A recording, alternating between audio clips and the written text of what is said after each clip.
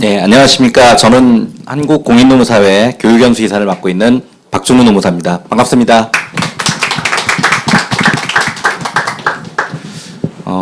오늘 저희가 토크하고 콘서트로 이렇게 이제 준비를 했고요. 이 사업은 이제 우리 고용노동부가 기초노동법 준수라고 하는 그 사업의 일환으로 진행이 되고 있고 저희 공인노무사회가 주관을 하고 있습니다.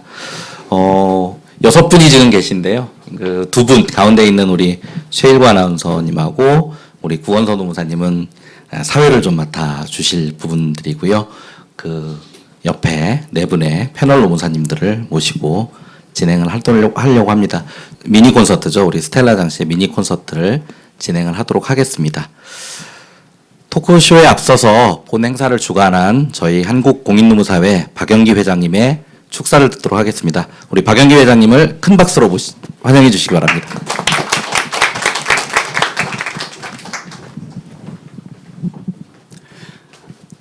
네, 반갑습니다. 한국공인노무사회 회장 박영기입니다. 비가 엄청나게 오는데 이 장대비를 뚫고 여기 와주셔서 정말 감사드립니다. 그리고 작년 1년 된 것 같습니다. 우리 최일구 아나운서님 뵙고 그때는 아마 이 근로시간, 노동시간 가지고 이 토크 콘서트를 했던 기억이 나는데 굉장히 좋았던 기억이 납니다. 오늘은 기초노동법에서 아마 종합 세트인 것 같아요. 임금에 대한 거, 근로시간, 해고, 그다음에 요즘 핫한 직장 따돌림, 괴롭힘 관련해서 이렇게 논의가 되는데 아마 여기 계신 우리 4분의 노무사님은 저희 노무사회에서 보장하는 품질을 보장하는 아주 우수한 노무사님들이기 때문에 알기 쉽게 특히 저희 요번 그 토크 콘서트 목적은 이제 큰 사업장 말고 30인 미만 그 사업장의 그 사업주님들이 좀 알기 쉽게 이 기초노동법에 대해서 알려드리고자 하는 거기 때문에 재밌고 알기 쉽게 이렇게 진행하지 않을까 생각합니다. 특히 최일구 아나운서님 진짜 재밌는 분이잖아요. 감사합니다. 예. 아주 유익하고 재미난 시간이 됐으면 좋겠습니다. 저도 같이 끝까지 함께하도록 하겠습니다. 감사합니다. 네, 오늘 참석해 주신 분들 많은데요. 시간 늦었으니까 저희가 이제 시작을 하도록 하겠습니다. 우리 최일구 아나운서님께서는 작년에도 이제 저희 노동시간 단축 콘서트에 사회를 봐주셨고요. 올해도 이렇게 사회 맡아주셔서 아마 저희 노무사회가 이렇게 뭐라 그러죠? 홍보대사 이런 걸로 위촉을 해드려야 되지 않을까라는 생각도 듭니다. 그리고 그 같이 이제 사회를 봐주신 우리 구건서 노무사님은 저희 2기 아주 대선배님이십니다. 대표적인 노동법 명강사시고요. 또 늦은 나이에도 이렇게 공부를 하셔서 법학 박사 학위도 받으셨습니다.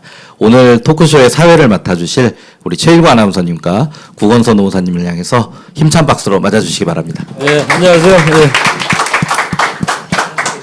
최일구라고 합니다. 아마 저 사람이 여기서 왜 사회를 보고 있을지 의심하시는 분들이 많을 텐데 제가 이 MBC 있을 때 또 이 노무 전문가였어요.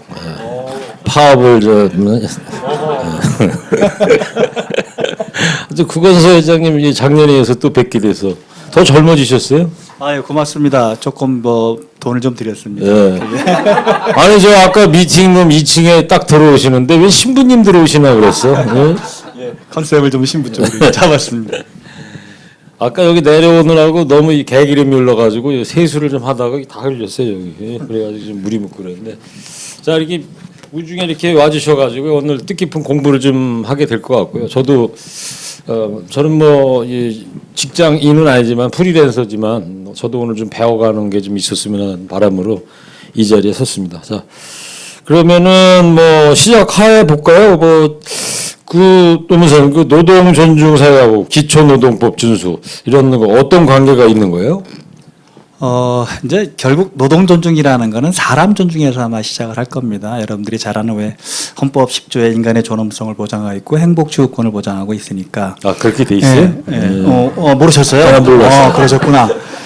근데 결국 우리가 일하는 사람도 인간이라는 거죠. 그리고 우리는 인간의 노동을 상대로 하는 거죠. 동물이나 이런 노예 이런 부분이 아니고. 그러다 보니까 기본적으로 일하는 사람들을 존중한다는 개념, 결국 사람을 존중한다는 개념이 이제 노동 존중 사회라는 기본적인 틀이 될 거고요. 물론 이게 뭐 정부 정책일 수도 있지만 정책을 넘어서 결국은 노사 관계가 서로 존중하는 관계로 가는 게 첫 번째일 것 같고요. 또 그걸 바탕으로 해서 우리 사회가 좀 더 안정적으로 발전하는 게 아마 노동 존중 사회. 또 그걸 위해서는 가장 기본적인 게 아마 노동법을 지키는 거 아닐까요? 대부분 노동법은 뭐 노동자를 위한 법이라고 하지만 뒤집으면 사용자를 위한 법이기도 해요. 왜냐하면 노동법이 있기 때문에 자본주의가 존중되는 거고 자본주의가 존중되니까 이윤을 창출할 수 있는 거잖아요. 공산주의는 그런 게 없으니까요. 그래서 이제 기초노동법은 결국 노동자를 위한 것 같지만 다시 우리가 크게 보면 기업주를 위한 것도 된다라고 볼 수 있는 게 기초노동법의 이제 틀입니다.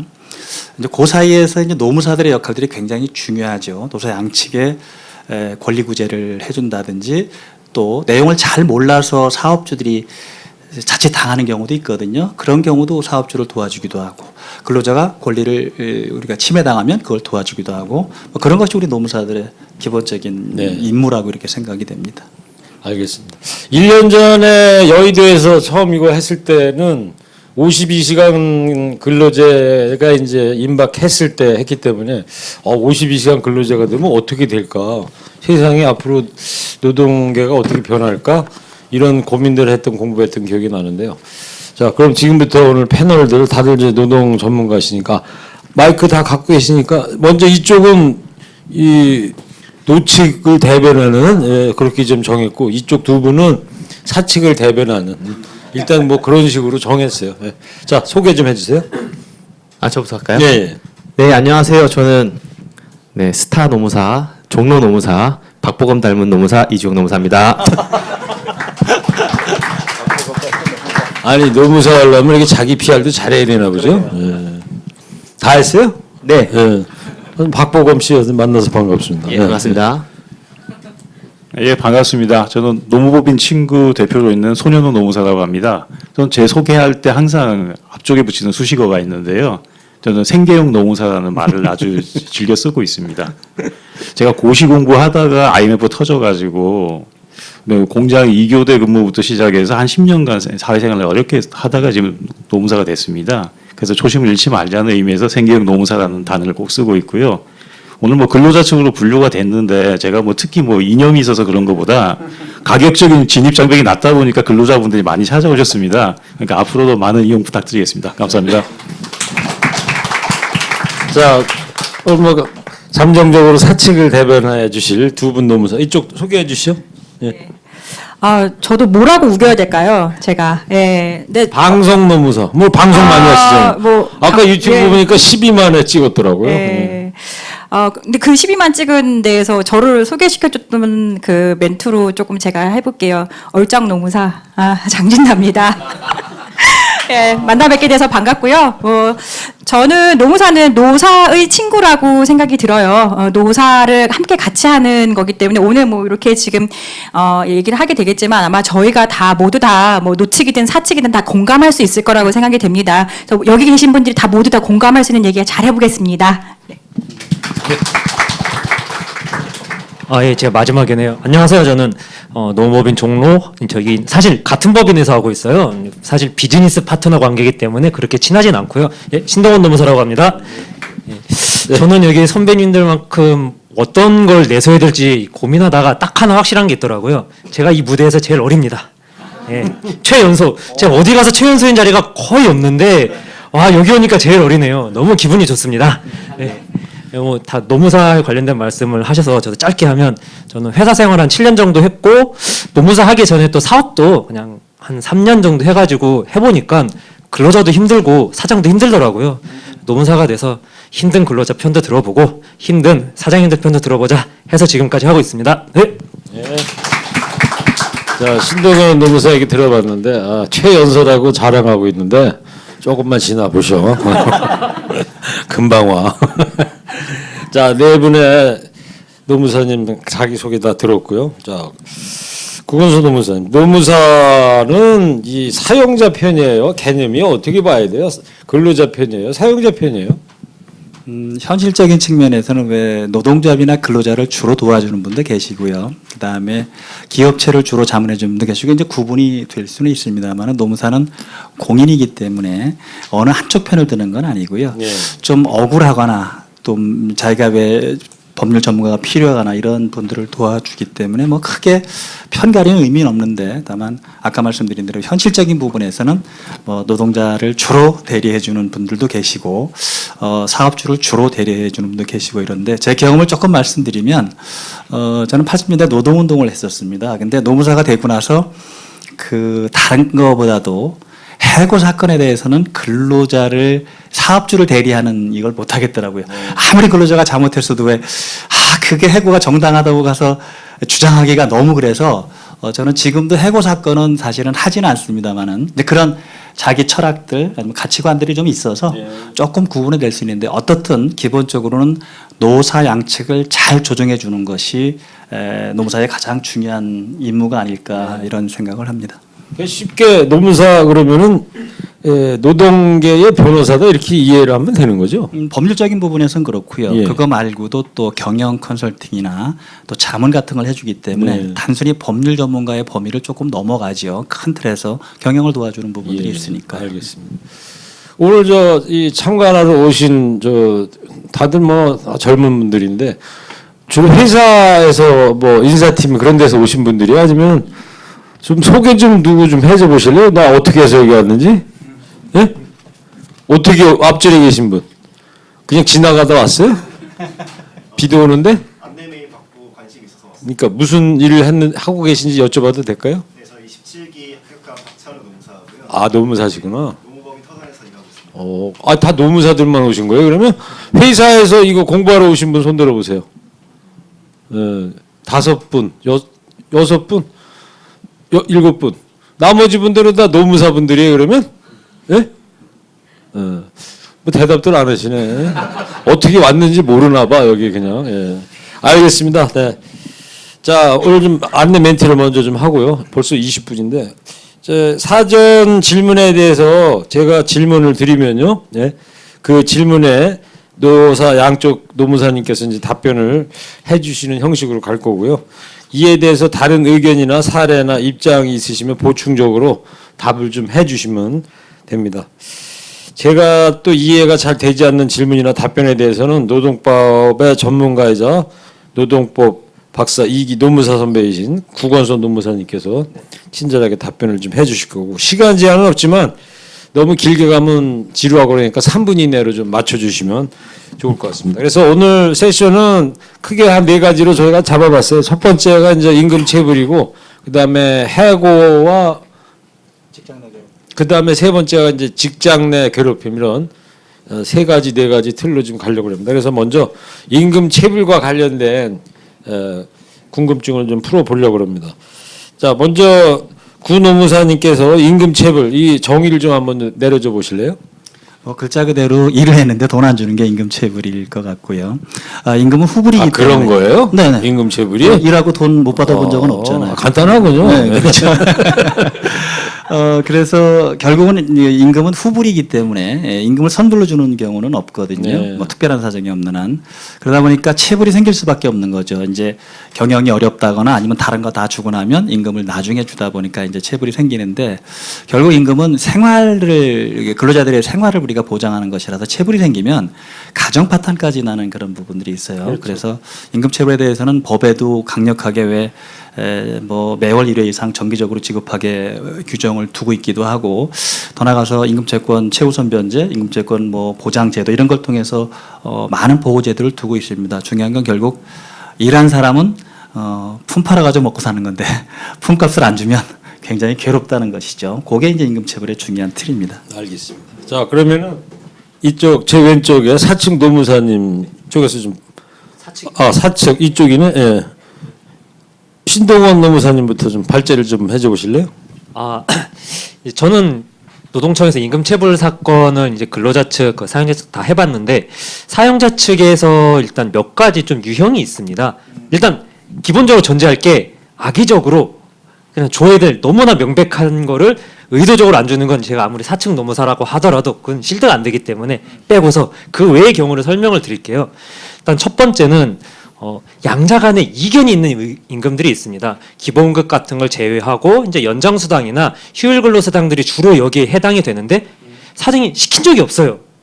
그리고 했는지 안 했는지도 몰라요. 사실은 이게 대기업 같은 경우에 이제 출입 시스템이 워낙 철저하고 또 어떤 걸 시키고 뭐 연장근로라든지 휴일근로 할 때 결제도 받아야 되니까 그런 것들이 다 기록에 남는데 중소기업이라든지 아니면 그런 기록이 없는 회사에서는 근로자분들은 저는 이만큼 일했습니다 하고 뭐 버스카드 기록이라든지 여러 가지 입증 자료를 가지고 오는데 사장님들이 아니 이 일을 왜 그때까지 했어? 아니 그때까지 있을 필요가 없는데 그리고 있었는지도 모르고 그런 이견이 생긴 임금들이 있거든요. 이 부분이 첫 번째고 두 번째는 아직까지도 많이 남아있는데 포괄임금제라고 아실 거예요. 월급에 뭐 연장수당, 휴일수당, 뭐 고정 뭐 여러 가지를 다 포함해서 하는 건데 이게 사실 사장님들이 계산을 할 때 철저하게 해서 처음부터 넣으셔야 되는데 예전에 좀 관행적으로 한 월급 300에 다 들어있다.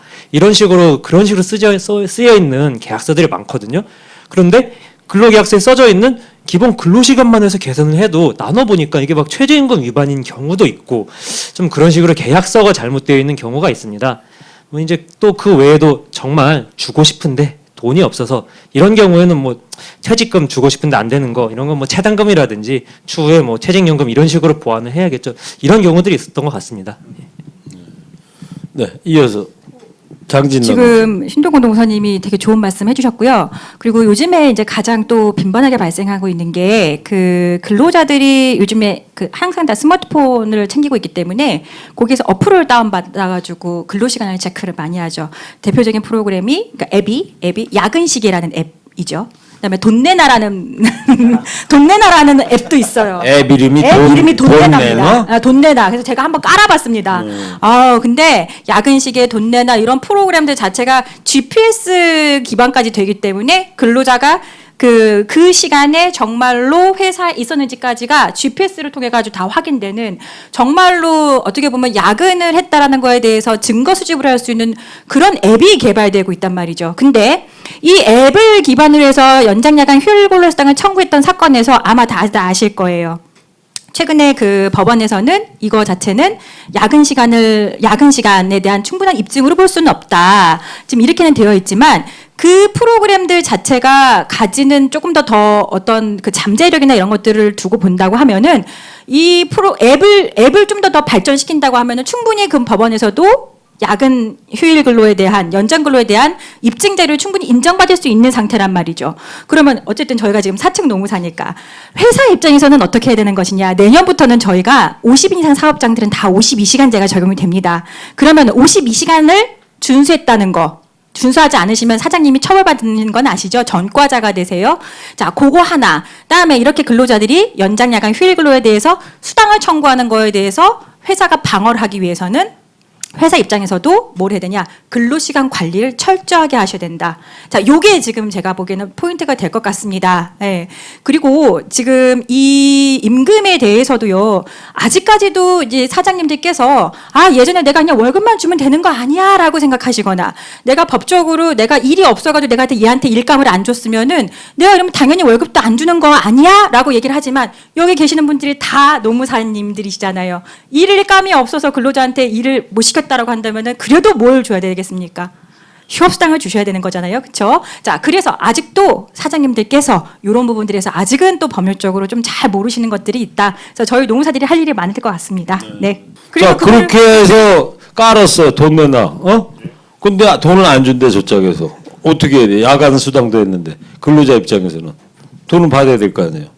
최근에 그런 앱을 이용하는 경우가 많이 발생하고 있는데 솔직히 분쟁이 일어나는 건 뭐 기본급을 안 줘서 발생하는 문제가 아니라 대부분 이제 연장 수당이라든지 휴일 수당이라든지 다른 부가적인 임금 때문에 발생하는 경우가 많이 있습니다. 그 경우에 노동부에 가면은 그러면 당신이 연장 근로 한 거를 갖다가 입증을 하시오 하는 이제 입증 책임을 이제 묻게 되거든요.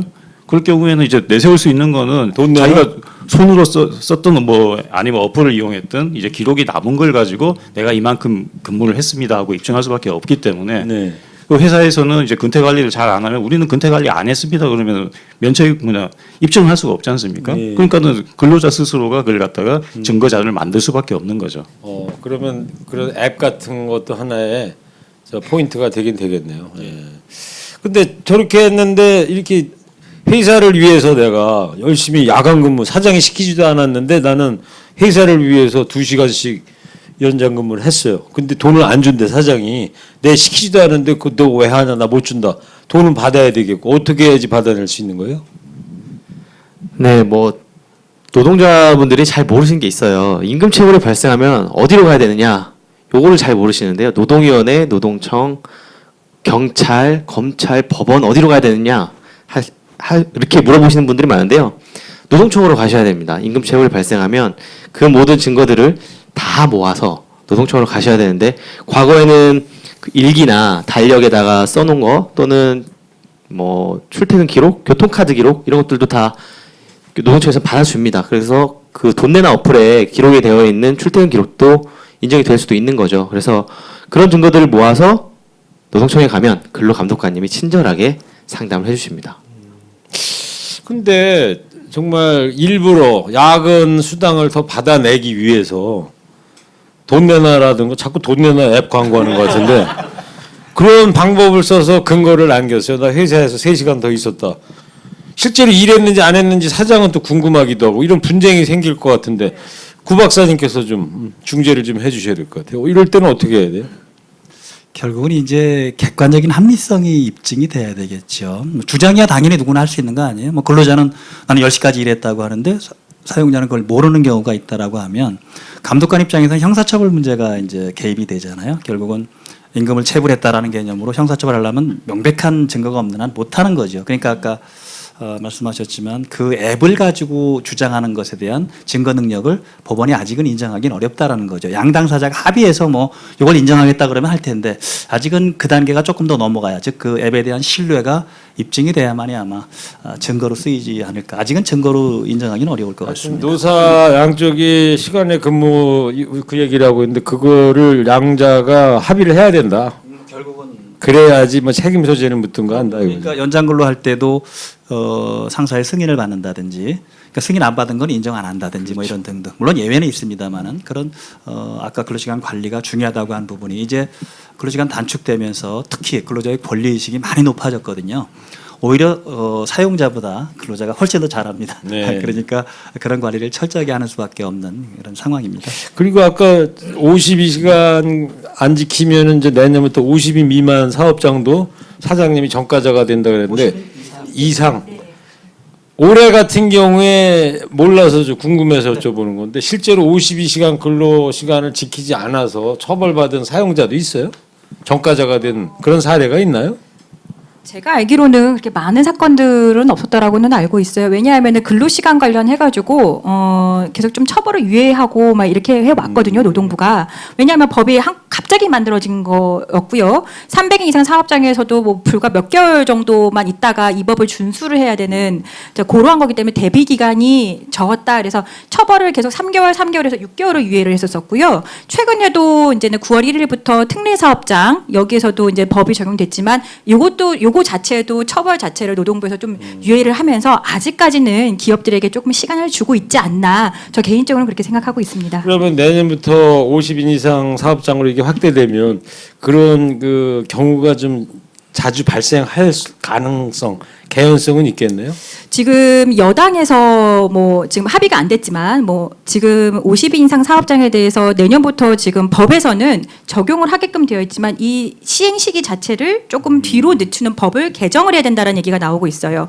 그다음에 지금 50인이라고 하면은 어떻게 보면 굉장히 작은 중소기업에 해당이 되는 거거든요. 여기에서는 근로시간 관리 관련해 가지고도 아직까지도 지금 인식을 못 하고 있는 게 사실이기 때문에 노동청에서도 또 제 생각에는 한 번 더 유예 기간을 주지 않을까 이런 생각을 해봅니다. 네, 알겠어요.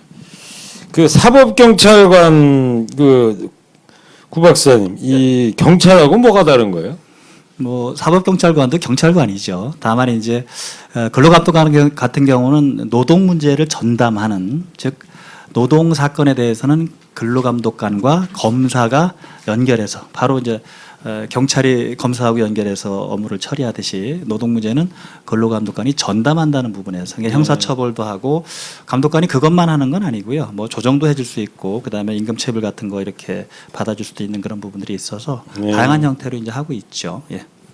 알겠습니다. 그러면은 그 임금체불로 해서 사용자가 고소가 돼서 형사처분을 받는 것과 별개로 노동자는 못 받은 돈을 어떻게 받을 수가 있는 겁니까? 노동자 측 입장 노무사님 좀 답변을 좀 해주십시오. 네, 제가 아까 노동청 가라고 했잖아요. 네. 거기 근로감독관님이 아주 친절하게 혹은 불친절하게 이렇게 상담을 해주시고요. 형사처벌 쪽으로 이제 갑니다. 근데 그거와 별개로 못 받은 내 돈 내놓으라고 해야 되잖아요. 그래서 그 근로감독관님이 체불임금 확인원이라는 한 장짜리 A4 한 장짜리 문서를 발급해 줍니다. 그러면은 그거를 들고 소송을 해야 돼요.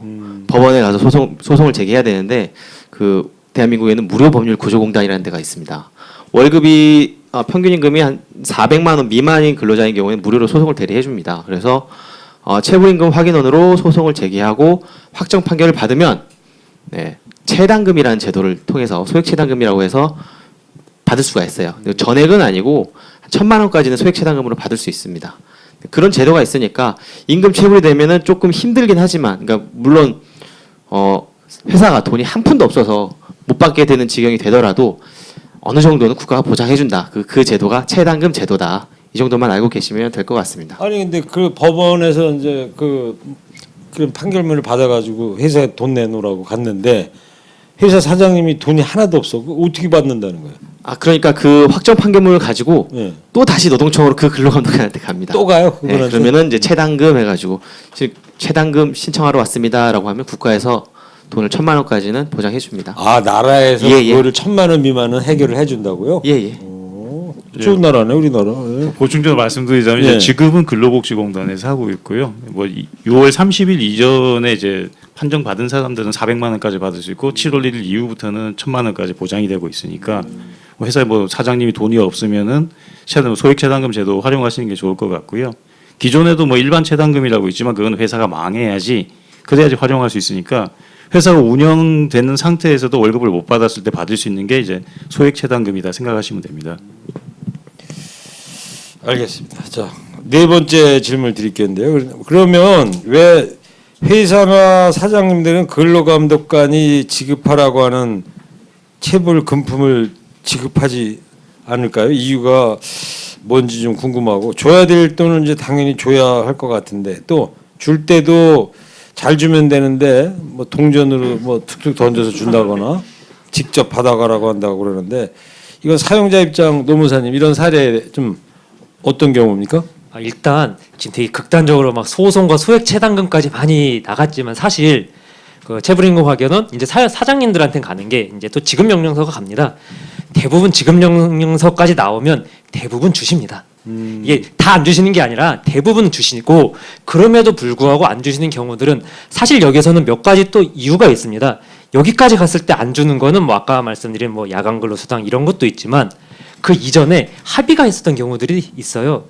특히 이제 근로자로 최초에 고용을 하지 않고 물론 근로자지만 사장님의 사정이 있어서 뭐 프리랜서 고용 이런 식으로 하는 경우도 있지만 근로자분께서 먼저 요청하시는 경우들이 분명히 있습니다. 특히 이제 여러 가지 사회 복지 혜택을 받고 계신 분들이라든지 아니면 뭐 신용불량이 돼서 그런 분들은 임금이 아니라 아예 현금으로 달라고 하시는 경우도 있고 어쨌든 4대 보험 이런 거 들지 않게 해달라고 하시는 분들이 있으세요. 그럼 그 경우에는 급여의 대부분을 아예 현금으로 주시거나 아니면은 퇴직금이 없는 대신에 그 용역 계획을 하면서 그 월급에서 추가로 주시고 그런 경우들이 있거든요. 물론 이게 법적으로 맞다는 건 아니에요. 법적으로 사실 근로자는 근로자로 당연히 4대 보험 등록을 해야 되고 퇴직금 다 정상적으로 지급을 해야 되는 게 맞지만 사장님께서 어쨌든 그렇게 부탁을 하니까 이런 경우들이 특히 요즘에 차상위 계층이라든지 그런 복지 혜택이 많아지면서 갈수록 오히려 늘어나고 있거든요. 사장님들 입장에서 이제 아니 내가 주기 싫다는 게 아니라 나도 사실 그 4대 보험 다 내고 깔끔하게 모든 거 하면 좋지. 그때 뭐 요청해가지고 안 주고 더 주고 했는데 이제 와서 더 달라고? 나 강제 집행할 때까지 나 못 줘. 이런 경우가 있었습니다. 제가 실제로 겪은 사례가 3번이나 있었기 때문에 네, 너무 악의적으로 안 주시는 분들도 물론 있지만 이렇게 끝까지 법률적으로 내가 억울한 게 있다. 라는 그런 점도 있었다는 거 한번 말씀드리고 싶었습니다. 그러니까 지금 이 사례들은 이제 다 다양할 거 아니에요? 경우의 수마다. 예. 그 임금체불이 있었어요. 임금체불이 있었는데 물론 저 지금 사측 노무사로 앉아 있긴 한데요. 근데 이거는 말씀드리고 싶어요. 임금체불이 있었는데 그 이거 밀린 체불 임금을 회사로 와서 가게로 와서 가져가라. 근데 가져가라고 한 것 자체가 1,000원짜리로 해놨죠. 그래서 700만 원인가를 1,000원짜리로 만들어 놓고 세어가라라고 했어요. 근로자한테. 그래서 근로자가 거기 앉아서 그걸 다 세고 확인서 2시간 동안, 도장 찍고? 네, 2시간 동안 물 발라가지고 이렇게 그거를 몇 천장인가를 세가지고 그렇게 갖고 왔대요. 근데 이거 사장님들이 그 이제 화나실 경우도 있어요. 감정적으로 아 내가 이렇게 하는 건 아닌데 이렇게 하실 수는 있지만 이런 거는 이제는 우리 사장님도 이제 세련되셔야 돼요. 이제 이런 것들은 이런 행동은 뭐 체불임금을 그 세어가라 동전으로 주고 막 이런 것들은 저희는 조금 안 해야 된다라고 저는 생각하고 있습니다. 이런 것들은 오히려 더 비난의 대상이 될 수가 있고 사장님들한테 더 좋지가 않으세요. 이런 것들은 안 하시는 조금 걸로. 보완하면 네. 일단 임금체불은 한 몇 가지 그 유형이 있을 텐데요. 제일 첫 번째는 아마 돈이 없어서 못 주는 사장님들이 이제 가장 안타까운 그런 부분들이죠. 주고 네. 싶지만 뭐 수금을 못했다, 부도가 났다 등등들이 아마 이거는 아까 최단금 제도 같은 걸 잘 활용하도록 우리가 이제 안내를 해주면 참 좋은 건데 문제는 이제 감정이죠. 그러니까 근로자가 뭔가 잘못을 하기도 했고 그런데 이게 속칭 우리가 막 쓰는 말로 싸가지 없다라고 이제 보는 거예요. 그러다 보니까 이제 주기 싫은 거 이런 것도 있고 또 하나나.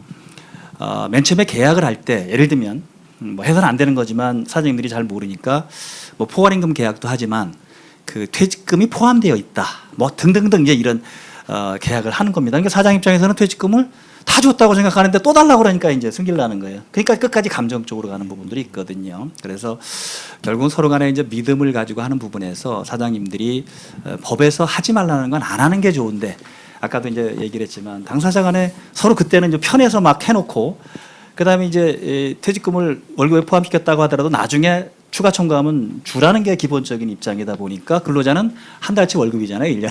그러니까 그만두면서 어차피 안 볼 사람이니까 청구를 하게 되니까 아니 다 줬는데 또 달라고 하니까 이제 그런 문제가 발생하는 것도 있습니다. 그러니까 돈이 없어서 못 주는 부분들은 참 안타까운 부분이라서 채택금 제도 해결하면 되는데 있는데도 감정적으로 안 주는 거는 누가 옆에서 개입해도 사실은 되게 해결이 어려운 그런 근로자도 사용자도 조금 양보하는 그런 게 필요한 상황이죠. 자, 사측의 이 입장에서 두 노무사님 얘기 들어봤고, 자, 이 근로자 측 입장에서 보면 사장들이 왜 임금 체불을 한다고 보시는 거예요? 크게 몇 가지를 짚어볼 수 있는데요. 일단은 사장님들이 근로기준법을 잘 몰라서 그냥 나는 잘해준다고 월급 300만 원 주고 모든 걸 다 해줬다 생각하고 있었는데 아까 군노무사님 말씀하셨듯이 나중에 퇴직하고 나서 퇴직금 별도로 주세요, 이거 주세요, 저거 주세요 들어오면 화가 나서 안 주는 경우가 있고요.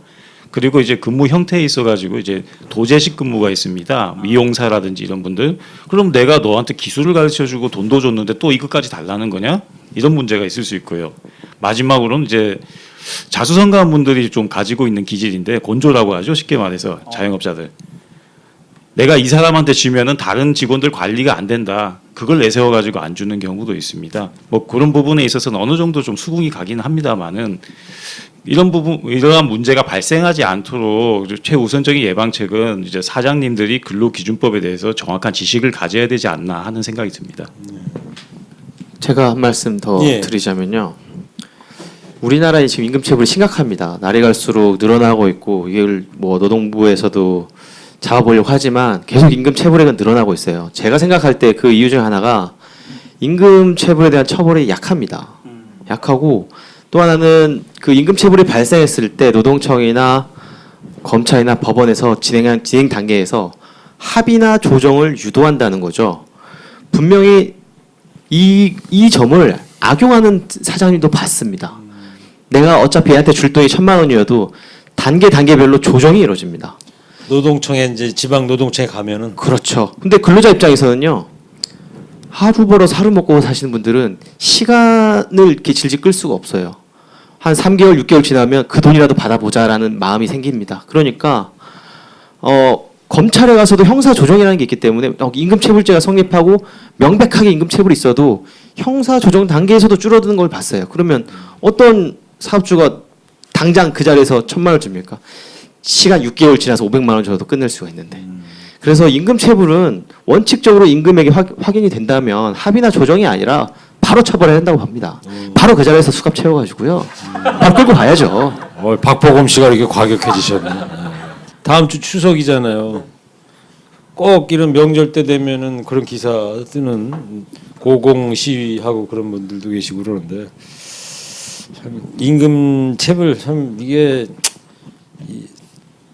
없어진다거나 그런 현상이 그런 건 아닐 것 같고 항상 계속 이어질 것 같기도 하고요. 예, 그런데 이제 결국은 기업하시는 분은 좀 생각을 좀 바꿔야 됩니다. 결국 이제 우리가 아까 이제 품을 판다라고 얘기했지만 품값을 제대로 쳐주는 거 이외에 제때 주는 게 가장 중요하잖아요. 우리가 매월 월급을 주란다는 의미는 결국 매월 그걸 가지고 생활을 한다는 의미잖아요. 우리가 뭐 카드값 나가야 되고 그다음에 애들 교육비 나가야 되고 이제 이게 기본이 돼야 되는데 그러니까 내가 누구를 사용한다라는 거, 즉 근로자로서 내가 누구를 채용한다라고 하면 이 사람의 생존도 책임져야 되는 부분이 있는 거죠. 그러니까 임금을 체불한다는 건 사실은 현대 사회에서는 가장 어떻게 보면 나쁜 행동이라고 우리가 인식을 해야 되는데 세금 내고 뭐 하고 이런 거는 다 무서우니까 그냥 먼저 다 해주고 그리고 이제 임금은 아이 뭐 적당히 나중에 주면 되지 뭐 그런데 그럼 먹고 살지 뭐. 지금 말씀하신 거 마냥 너무 임금 체불에 대한 처벌 조항이 우리나라가 약하다 이런 거하고 처벌 같은 것 조항은 같아요. 있습니다. 3년 이게 있는데 문제는 아까 얘기한 대로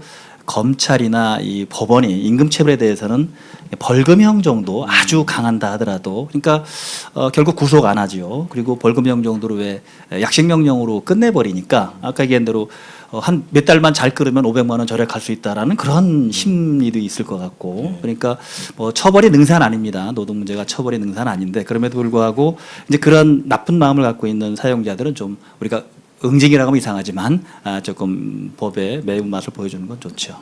자, 임금체불에 대해서 좀 살펴봤고요. 벌써 임금체불 첫 번째 토픽이었는데 46분 됐네요. 네. 자, 이어서 그러면은 이 해고하고 징계 이런 토픽으로 좀 넘어가 볼게요. 자, 우리 구 노무사님께서 네. 이 구제제도 해고나 징계, 부당성, 노동청이 아니라 노동위원회에서 다룬다고 알고 있는데 네. 이 노동위원회를 통한 이 해고나 이 징계, 구제제도 어떻게 하는 거예요? 옛날에는 이게 다 법원에서 이제 소송을 통해서 했던 건데 네. 해고를 당했어. 그러면 간편하게 법원에다가 저 소송 옛날에는 제기하고. 법원에서 이제 해고무효확인 소송들을 예. 했었죠. 근데 90년대 들어서면서 이제 노동위원회 제도로 이렇게 이관이 됐죠. 해고가 주로 이제 양쪽 다 가능하면 지금도 해고무효확인 소송도 가능하지만 주로 이제 행정기관이 노동위원회를 통해서 구제를 이제 받는 형식을 많이 이제 활용하고 있습니다. 노동위원회가 되게 중요한 역할을 하는 거죠. 준사법기관 역할을 하는데 결국 해고당한 근로자는 내가 억울하니까 나는 뭐 해고당할 그 일을 안 했는데도 불구하고 해고당했다라고 해서 이제 구제 신청서를 내면 조사관이 조사를 하고 그 다음에 신문회의라는 게 열립니다. 공익위원하고 이제 노사위원들이 해서 그럼 재판하고 비슷한 개념이 되겠죠. 네. 그러면 이제 부당해고라고 판정을 하면 구제명령을 내릴 거고 구제명령은 원직복직명령하고 임금 상당액 지급명령을 내리고 그 다음에 해고가 정당하다고 하면 기각 결정을 하는 거죠. 네. 그런 과정이 사업장 관할 노동위원회를 거쳐서 중앙노동위원회 예. 그리고 중앙노동위 끝나고 나면 다시 행정법원, 고등법원, 대법원 이런 단계로 해서 사실은 오심 제도로 가는 부분들인데 행정기관을 활용하는 거라서 나중에 행정법원으로 가는 그런 부분들입니다. 그러면 제가 부당 해고를 당했어요. 네? 그러면 MBC에서 노동위원회를 한번 아니 저는 뭐 해고당하진 않고 저는 사표를 내고 나왔습니다. 사표를 내고 나왔고 차이가 있네 그지. 내가 부당 해고를 당했어요. 그러면 네. 노동위원회를 찾아가라고 하신 거 아니에요? 구제 신청서라는 걸 그러니까 내면- 노동위원회가 네. 어디 있어요? 그 지방 노동청에 가면 있어요? 아니요. 그 지방 아까 임금체불은 노동청 관할 사건이고 노동위원회는 같은 노동부 소속이지만 별도의 준사법적 기관이라서 각 시도별로 그 노동위원회가 있습니다. 서울지방노동위원회, 경기지방노동위원회, 뭐 그다음에 부산지방 이렇게 있거든요. 그러니까 사업장 관할 지방노동위원회에 구제신청서를 내는 거죠. 법원에다가 부당 해고 소송 뭐 이런 거 하는 게 아니고요. 그것도 두 가지 방법이 두 가지 다 있다는 얘기예요? 가능한데 그거는 이제 비용도 들어가고 절차가 좀 복잡하고 변호사 들어가고 등등하니까 주로 이제 노동위원회를 통해서 구제를 네. 하고 또 노동위원회는 노무사들이 대리를 해줄 수가 있어서 아주 중요한 역할을 합니다. 특히 급여를 적게 받는 분들은 또 우리가 정부에서 비용을 지원해서 이렇게 지원하기도 하고 국선 노무사 제도 같은 것들이 있으니까 굉장히 편리하게 활용할 수가 있습니다. 제가 조금 더 말씀드리고 싶은 게 네네. 지금 전체 노동 분쟁 사건, 특히나 해고 사건, 해고 등 이제 해고 등이라 해서 여러 가지 징계 처분까지 다 포함하는 건데요. 이런 노동에 관련돼 있는 분쟁 사건의 90%가 노동위원회에서 해결이 되고 있습니다. 제가 정확하게 90 몇 프로까지는지는 제 기억은 안 나는데요. 90% 이상이 노동위원회에서 다 지금 해결이 되고 있고 법원에 가서 하는 거는 몇 프로밖에 안 된다는 거. 그러니까 노동위원회에서 그만큼 구제가 잘 되고 있고 해결이 잘 되고 있다는 거죠. 법원보다 노동위원회가 이런 거에서는 더 확실히 더 의미가 있습니다. 그렇군요. 그러니까 법원에 가면 뭐 변호사비도 들고 그렇게 하지만 네. 노동위원회를 통하면은 그렇죠. 거의 비용 안 들고 해결할 수 있다. 지금 제가 기억하기로는 월급이 250만 원인가요? 300만 원인가요? 250만 원. 250만 원 밑으로 받고 있는 근로자라고 하면은 노동위원회에서 지금 구건선 노무사님 말씀하신 것처럼 국선 노무사, 여기 계시는 노무사님을 국선 노무사로 선임을 해줍니다. 그래서 비용이 없이 근로자 같은 경우는 구제를 받을 수 있죠. 네. 근데 여러분들 지금까지 활동해 오시면서 노동 그 뿌듯한 일이라든가 안타까운 사건이라든가 뭐 소개해주고 싶은 사례가 있으시면 듣고 싶네요. 저부터요? 네. 사실 저는 오늘 사측 대리잖아요. 저도 노동위원회에서는 사실 근로자 사건을 더 많이 하긴 하지만 근로자 대리를 제가 안 하는 건이 딱 하나 있습니다. 이게 그 직장 내 성희롱으로 이제 징계를 받을 경우에는 제가 그 부분에 있어서는 거의 사측 대리만 하고 있거든요. 사실 대단한 기준이 있는 건 아니고 제가 그 성희롱 여성가족부에서 전문 강사를 하고 있는데 이제 성희롱 가해자분의 그 대리를 하기가 좀 어렵더라고요.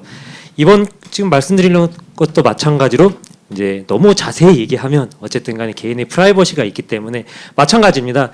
회사에서는 직장 내 성희롱으로 그 회사에서 이제 경영지원 실장을 이제 그 징계 해고를 했던 사건이고 경영지원 실장께서는 내가 이 회사에 기여를 한 게 30년이 넘는데 경영지원실장 그분이 가해자예요. 그러니까 맞습니다. 예, 가해자분을 징계 해고를 하셨던 사건인데 이제 그 피해자분들이 그 경영지원실의 모든 여직원이었단 말이죠. 이제 그분이 그래서 뭐 어떻게든지 돌아가시게 되면은 다시 회사로 복직이 되면은 나머지 분들이 다 이제 그만둘 수밖에 없는 그런 상황에서 이제 사측 대리를 맡아서 결국은 어떻게 보면 해고가 계속 유지가 됐죠. 정당한 해고였다 판정을 받았던 거 그게 가장 그래도 제가 사측 대리했을 때는 가장 기억에 남는 사건이었던 것 같습니다.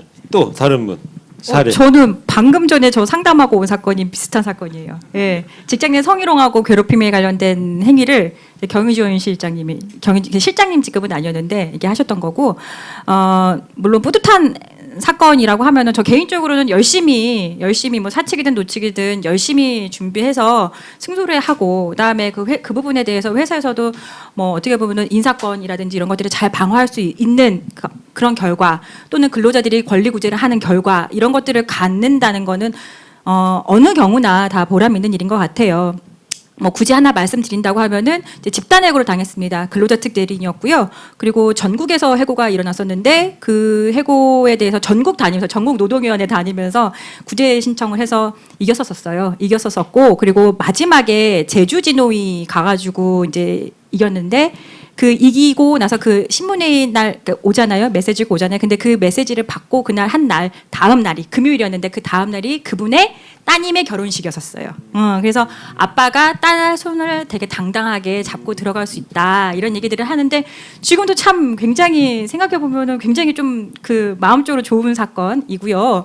그리고 좀 전에 그 우리 신노무사님께서 말씀하셨지만. 직장 내 괴롭힘과 성희롱 관련해가지고는 법이 지금 징계 등의 조치를 하게끔 되어 있잖아요. 근데 직장 내 괴롭힘, 성희롱 이거는 여러 가지 케이스들이 있는 거고요. 그 아주 뭐 작은 사소한 사건이라고 하면은 뭐 최근에는 감봉, 견책 이런 정도의 징계들도 많이 하거든요. 그래서 제가 보기에는 그 중앙노동위원회에 계시는 뭐 사무국장님도 말씀하셨지만 최근에는 이제 여태까지는 뭐 해고, 정직 이런 사건들이 많았고 감봉이라든지 견책 정도는 아예 가벼운 징계니까 굳이 다투지 않았습니다. 근데 앞으로는 괴롭힘과 성희롱 관련해가지고 이런 경징계라고 얘기하는 것들도 사건이 많이 나올 것 같고요. 그리고 노동위원회 그러면 역할 자체가 굉장히 더 커질 수밖에 없지 않나. 그래서 저는 좀 그렇게 생각을 하고 있습니다. 예.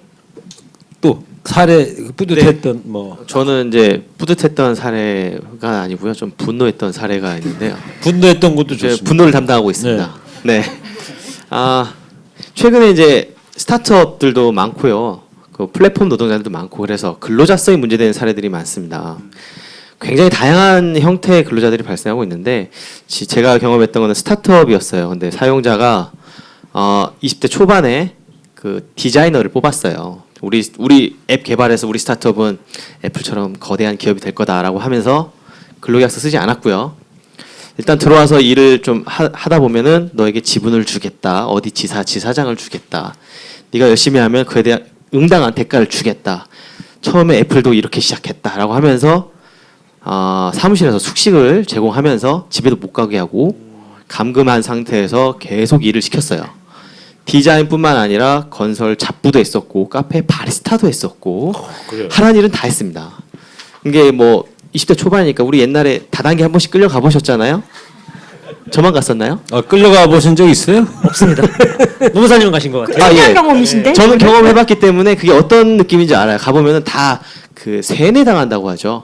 그 대표자가 하는 말에 다 현혹이 되어 있어요. 눈이 퀭하고 밤에는 그 사람하고 게임을 해야 되고 낮에는 일해야 되고 뭐 이런 식으로 한 1년 6개월 일하다가 이건 아니다 싶어서 나왔어요. 그래서 노동청에다 신고를 했죠. 나는 근로자였고 임금을 못 받았다.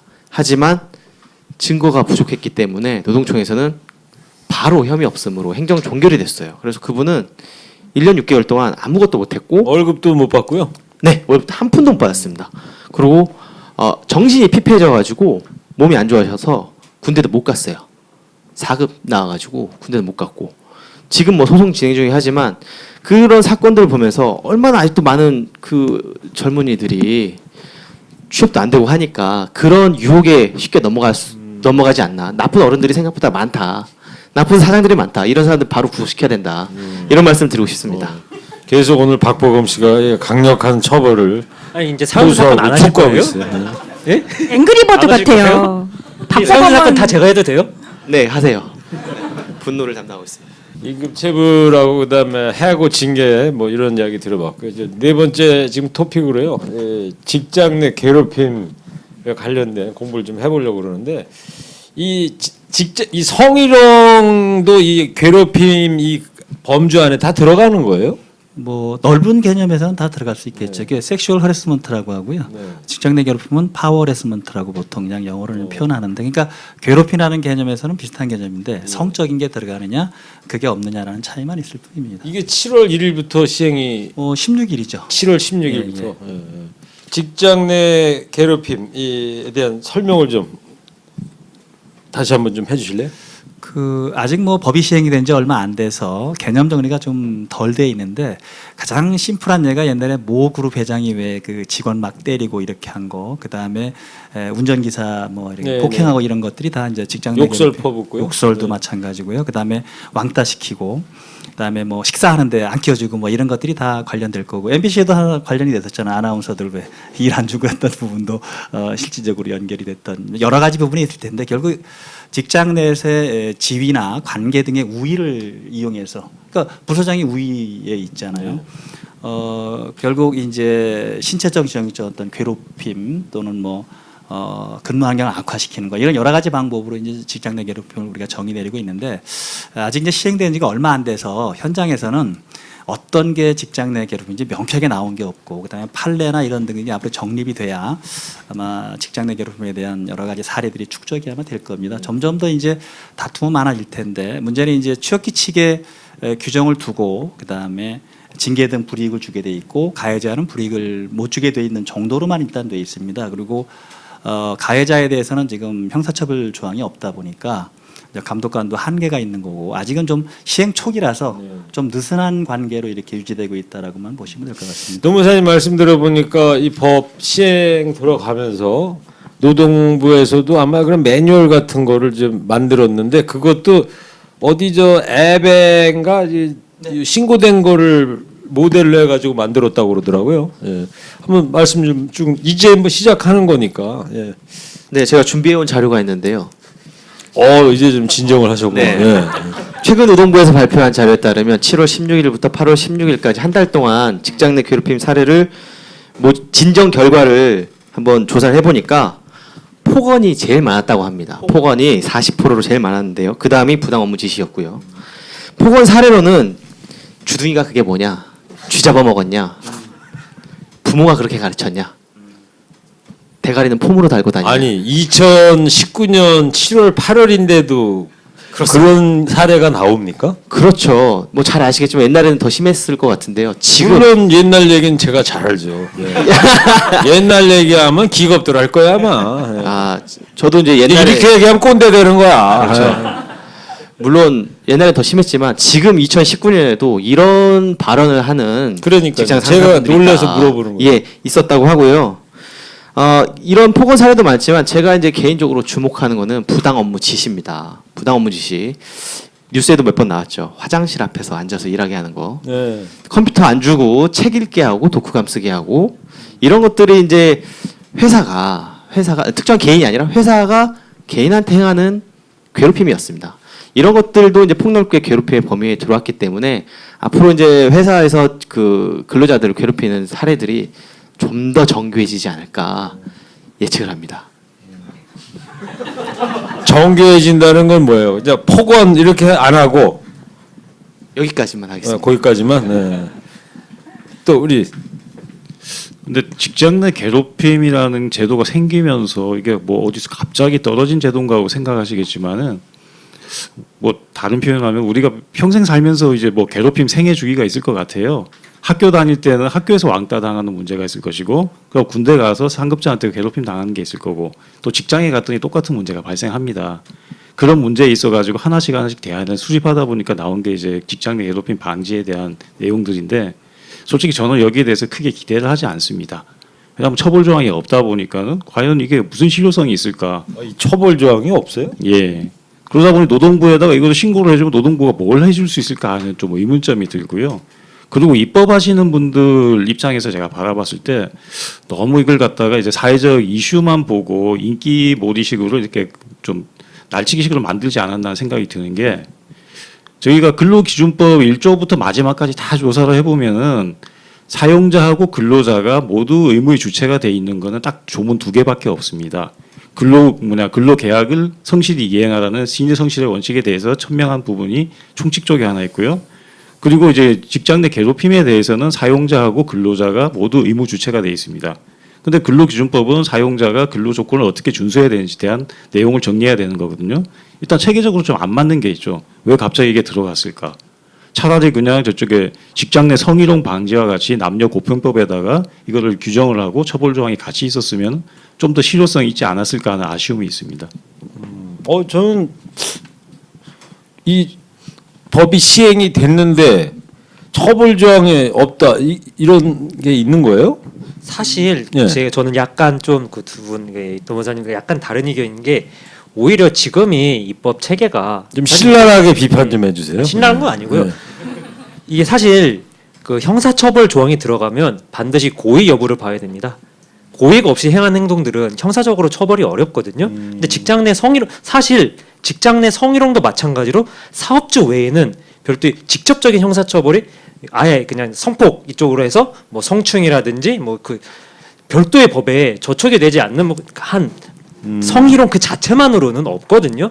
그걸 거의 유사하게 따온 겁니다. 왜냐하면 고의라든지 그런 과실 그런 걸 따지지 않고 결과의 발생만으로도 회사로부터 조치를 해야 될 의무를 밝히고 하는 거기 때문에 사실 성희롱도 마찬가지로 그 특별한 그 자체만으로 직장 내 성희롱만으로의 처벌 조항은 거의 없어요. 사업주 외에는. 그리고 직장 내 괴롭힘도 마찬가지입니다. 하지만 생각해 보면은 직장 내 괴롭힘의 대부분의 행위는 원래 그 이전부터 취업규칙에는 대부분에서 금지를 하고 있어요. 원래 취업규칙 회사 인사규칙에도 보면은 폭언하지 말라, 때리지 말라. 물론 이제 몇 가지 안 들어가 있는 것들도 더 들어간 것들이 있지만 대부분은 원래 해서는 안 되는 거거든요. 근데 이게 법에 특별히 조치 의무가 들어간 거는 그런 것들을 했을 때 첫 번째로 회사가 사실 좀 뭉개는 게 있었죠. 특히 뭐 안전이라든지 아니면 성희롱 같이 별도 법이 있는 게 아닌 이상에는 야, 좀 원만하게 둘이 잘 해봐 이런 경우도 있었고 오히려 피해자들을 다른 부서로 발령낸다든지 야 너 하나만 참으면 되지 이런 식으로 하는 것들이 많았기 때문에 그 피해자를 보호하기 위해서 그런 게 절차적으로 들어간 겁니다. 사실 형사처벌까지 다 들어간다 하면은 그 행위 하나하나에 대해서 사실 회사는 그 조사기관이 아니잖아요. 그리고 회사에서 폭언 하나 한 것들 그게 다 과연 그 형사처벌을 할 만큼의 증거를 과연 피해자가 얼마만큼 가질 수 있을지 그런 게 의문이거든요. 물론 부족한 건 인정을 하지만 그런 좀 폭넓게 직장 조직 문화 차원에서 이거를 예방하라는 측면에서 지금 이런 법이 지금 만들어진 거고 물론 앞으로 보완이 계속 될 겁니다. 인제 시작된 법이고 그 남녀고용평등법에서도 성희롱도 만들어지고서 계속해서 보완이 됐거든요. 그런 식으로 이제 시작이라고 보면 될 것 같습니다. 지금. 그러면은 내가 괴롭힘을 당했어요. 그러면 이 괴롭힘 금지 방지법 시행 이후에 그 피해자가 할 수 있는 거는 사업주 사장한테 신고를 하고 사장이 그거에 맞게끔 뭐 징계를 하는 이런 거다 이거죠. 그렇죠. 징계 등의 이제 자 조치를 해야 그러면 되죠. 장 노무사님, 내가 직장 내 괴롭힘을 당했어. 이거 어떻게 해야 돼요? 이거 어떻게 좀 풀었으면 좋겠는데. 일단 사장한테 신고하고 그냥 끝? 아니 사장한테 신고하고 끝인 거가 중요한 게 아니고요. 네. 이제 그 법이 아까 뭐 말씀하셨던 것처럼 앞에서도 말씀하셨고 여기서도 말씀하셨 법이 그 아직은 이제 현재는 신고를 사용자한테 할 수가 있게끔 되어 있어요. 그러면은 그거에 대해서 사용자는 징계 등의 조치를 해야 되는 거죠. 조사를 해가지고. 자, 그러한 것들이 다 나열은 되어 있지만 지금 어떤 처벌 조항이 없는 것 자체가 계속 맹점이라고 지금 지적을 하시는 거예요. 근데 첫 번째 이거에 대해서 지금 만약에 처벌 조항이 없다고 하더라도 어떠한 조치를 안 했을 경우에 회사가 지금 비난 가능성이 없거나 이럴까요? 지금 직장 내 괴롭힘과 관련해 가지고 여러 회사들이 지금 막 지금 뭐 이 법 시행되고 난 이후에 굉장히 많이 스포트라이트를 받았어요. 그렇죠? 자, 그래도 그 부분으로 인해 가지고 일부 큰 회사들은 이미 또 이미지에 굉장한 타격도 받아왔어요. 그리고 이 법에 지금 현재는 맹점이지만 이미 여야가 이 법에 대한 처벌 규정을 다 입법으로 올려놓은 상태죠. 지금 입법에 대한 맹점 자체는 지금 제 생각에는 입법 기술적으로 조금 그렇게 놔두지 않았나. 왜?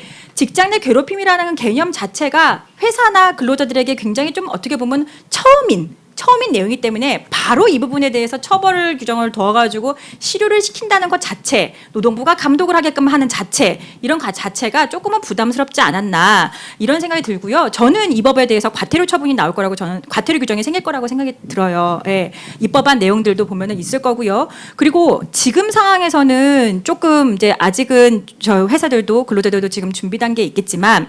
회사들이 챙겨야 되는 거는 뭐냐면은 이거에 대해선 절차적인 부분들은 당연히 추규칙에 법에 명시되어 있으니까 하셔야 되는 거는 당연한 거고요.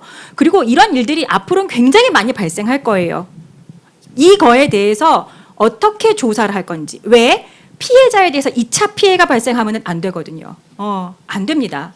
그래서 그러한 부분들에 대해서 조사를 어떻게 해야 될 것이고 어떻게 징계위원회를 꾸려야 될 것이고 이런 부분들에서 좀 더 공부를 하는 것이 필요하지 않나. 직장 내 괴롭힘과 성희롱은요. 제가 강의할 때 항상 얘기 쓰는 게 있어요. 이건 꼰대들 금지법이다. 꼰대 금지법. 왜 저보고 얘기하시는 아니 꼰대 금지법. 그래서 앞으로는 꼰대들의 순환 시대가 올 것이다라고 말씀을 드려요. 맞지 않나요? 맞죠? 우리 그 사장님들도 이제 세련돼지셔야 돼요. 세련돼지셔야 됐고요. 뭐 세련돼지신다고 해가지고 뭐 요즘 젊은 친구들이 한다는 거 뭐 이런 것들을 같이 하라는 게 아니라 직원들이랑 소통하시는 거 그리고 꼰대 내가 돌아보는 거 이런 것들을 좀 하시는 게 필요할 것 같습니다.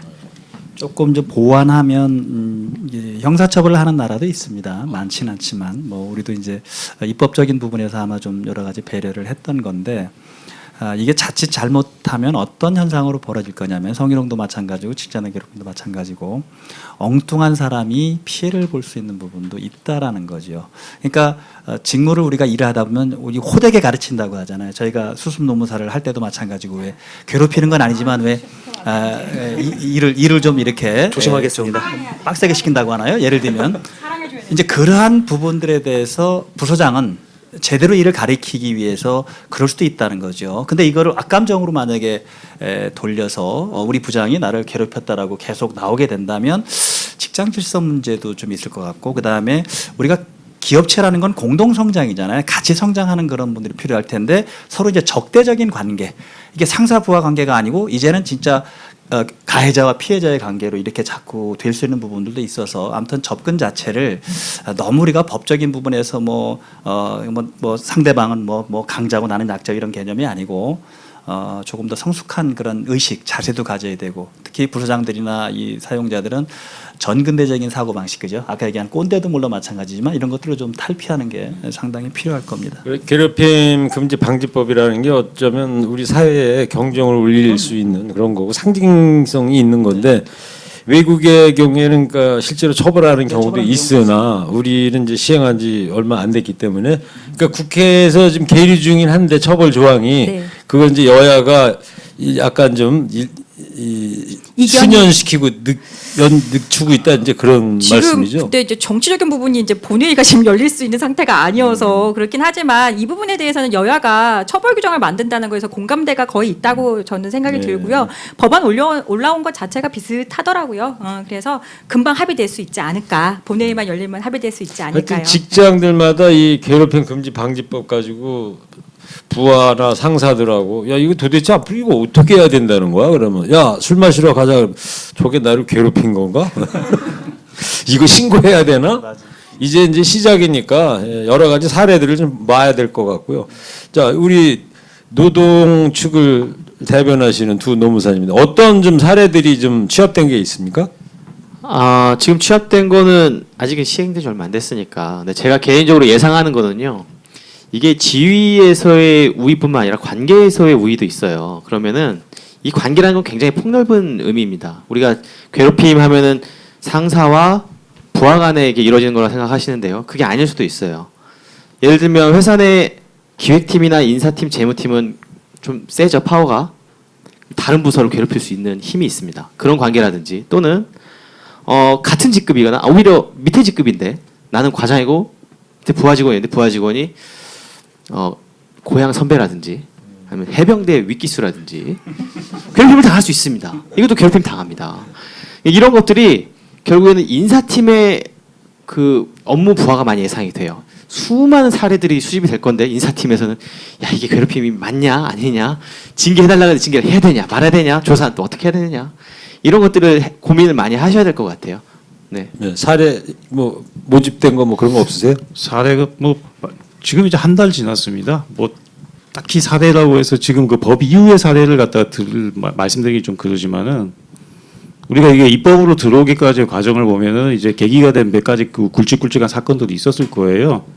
모두 다 알고 있는 뭐 땅콩해양 사건이라든지 아니면 르노 삼성 자동차에서 성희롱 피해자가 거기에 대해서 신고를 했더니 오히려 성희롱 피해자를 갖다가 압박해가지고 괴롭혔던 사건이라든지 이런 일련의 이제 사회적 이슈가 되는 사건들이 있다 보니까 이게 입법화 됐었고 지금 이게 발의가 된 게 이번에 최초에 된 게 아니라 2012년도 이후부터 여러 번 발의가 됐었습니다. 근데 이제 요번에 와가지고 이게 현실화된 부분이 있기 때문에 그런 부분을 봤을 때 향후에도 뭐 동일한 문제가 계속 발생할 수 있지 않을까 생각이 드는데 문제는 뭐냐면 아까도 지적하신 부분도 있겠지만은 남용의 문제가 좀 우려가 됩니다. 만약에 직장 내 괴롭힘이라는 걸 이용해서 내가 단순한 지적을 받았는데 이걸 갖다가 이제 직장 내 괴롭힘과 계속 신고가 들어간다면 과연 이게 안착될 수 있을 것인가? 제 자문사 중에서 그런 의뢰가 들어오기도 해요. 이제 직장 내 괴롭힘이 우리가 의무가 됐는데 그럼 이거를 뭐 허위로 신고를 한다든지 남용하는 사람에 대해서는 우리도 처벌 조항을 별도로 둬야 되는 거 아닙니까? 이런 질문이 들어올 정도로 기업체에서는 많은 부담을 가지고 있습니다. 물론 이런 면을 봤을 때는 이게 입법이 됐다는 자체만으로도 상당한 의미가 있다고 보여지고요. 향후에 이 부분이 이제 국회에서 많은 부분이 이제 개선을 통해서 안착이 된다면은 실효성 있는 제도로 발전할 수 있을 거라 생각이 듭니다. 자, 직장 내 괴롭힘 금지 법에 대해서도 좀 살펴봤고요. 끝으로 근로시간 관련. 지금 근로시간 단축 시행된 지가 이제 1년이 다 됐다는 거예요, 지금. 자, 그러면 이 노동자 입장에서 좋아진 점, 장점, 단점 한번 살펴볼까요? 박보검 노무사님. 네. 죄송합니다. 사회적 무리를 일으킨 것 같아서. 여기서 묶고 가시죠. 이거 앞으로 다시 하지 않는 걸로 여기서. 이거 좀 붙여줘 박보검 노무사로. 네. 대기업 다니시는 분들은 확실히 많이 좋아졌다고 합니다. 저녁이 있는 삶이 실현이 되고 있고요. 일단 기업 입장에서 그 시스템적으로 아예 일을 못하게 다 막아놨어요. 6시 되면 모든 프로그램이 접속도 못하게 만들어놨고 컴퓨터가 꺼진다며요. 네, 컴퓨터가 아예 꺼져버립니다. 또 연장 근로를 하려면 부서장 승인을 받아야 되고 임원 승인도 받아야 되고 연장 근로가 많으면 부서장의 고과가 반영이 되는 이런 시스템을 만들어놨기 때문에 근로 시간을 억제하고 연장 근로를 억제하고 근로 시간을 준수하려는 움직임들이 있습니다. 이게 이제 긍정적인 효과가 뭐냐면 회사 내에서 업무를 굉장히 타이트하게 하려고 하는 움직임들이 있어요.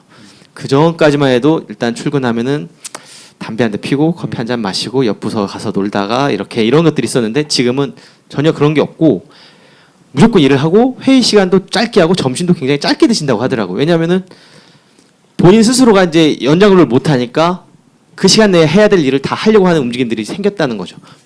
회사 전체가 그렇게 긍정적인 방향으로 흘러간다고 합니다. 부정적인 거로는 수당이 좀 줄어서 실질적인 소득이 좀 줄었다라는 의견도 있으세요. 주말 근로나 연장 근로를 하면은 조금 이렇게 받던 수입이 있었는데 그런 것들이 좀 줄어서 좀 아쉽다고는 하시더라고요. 지금 장점, 그 점심도 아껴 먹고 그렇잖아요. 그런 말씀드리니까 저도 제 현대건설 다니는 후배한테 얘기를 들었는데 거기에 그 미국인 직원이 있는데 이 사람은 점심 먹으러 안 나간다는 거예요. 햄버거를 싸운데 점심시간에 없대요, 그 사람은. 그 왜 그런가 그랬더니 바로 자기 근로 시간을 지키려고 점심시간에도 일을 한다. 그렇게 한다고 그러더라고요. 예. 뭐 들은 얘기입니다. 아직 우리 한국인 정서상은 좀 안 맞는 것 같은데 우리도 아마 그런 식으로 근무 형태가 바뀌어 나가지 않을까 싶어요. 사측 쪽의 사례 뭐 장단점 들어보고 싶어요. 저기 미국 친구 말씀하시니까 생각이 나서 네. 제가 3년 전에 제가 독일하고 네덜란드 좀 갔다 왔어요. 놀러 갔다 온 거 아니고 뭐 논문 한다고 하는 것 때문에 좀 가가지고 했는데 안물안굼. 네. TMI라고 합니다. TMI. 근데 거기에서 제가 이제 조금 이제 네덜란드 그 암스테르담 거기 운하 있는 데에서 제가 이제 좀 빨리 끝나서 5시 한 40분 정도에 거기 앉아서 하이캔 먹고 이제 이렇게 있었어요. 근데 거기에 있는 이제는 그 운하에 있는 쭉 양쪽으로 해가지고 다 그게 기업들이더라고요. 근데 6시가 땡 되니까 정말 불이 촥 꺼지면서 쫙 다 사람들이 나와가지고 그렇게 하더라고요. 그래서 제가 거기에 있는 분들한테 니네는 야근 안 하니? 라고 물어봤더니 야근을 왜 하니? 우리는 전쟁 나지 않으면 야근을 하지 않아. 전쟁이 나지 않고선 야근을 하지 않아. 이런 얘기들을 하더라고요. 너네는 야근을 그렇게 많이 하니? 저한테 물어보더라고요. 그래서 우리는 원래 해 라고 얘기를 했거든요. 근데 아까 얘기하셨던 것처럼 그분들은 점심에 나가지 않고요. 아침에 딱 출근을 하자마자 개인 핸드폰을 다 꺼요. 그게 룰이고요. 점심도 저기 가방 안에 쌓았던 샌드위치 하나 먹고 점심 때 그야말로 핸드폰을 켜가지고 그냥 내 거 그냥 개인톡도 확인하고 메시지도 보내고 이런 것들을 하고 정말 정시간에 끝나가지고 퇴근을 하시더라고요.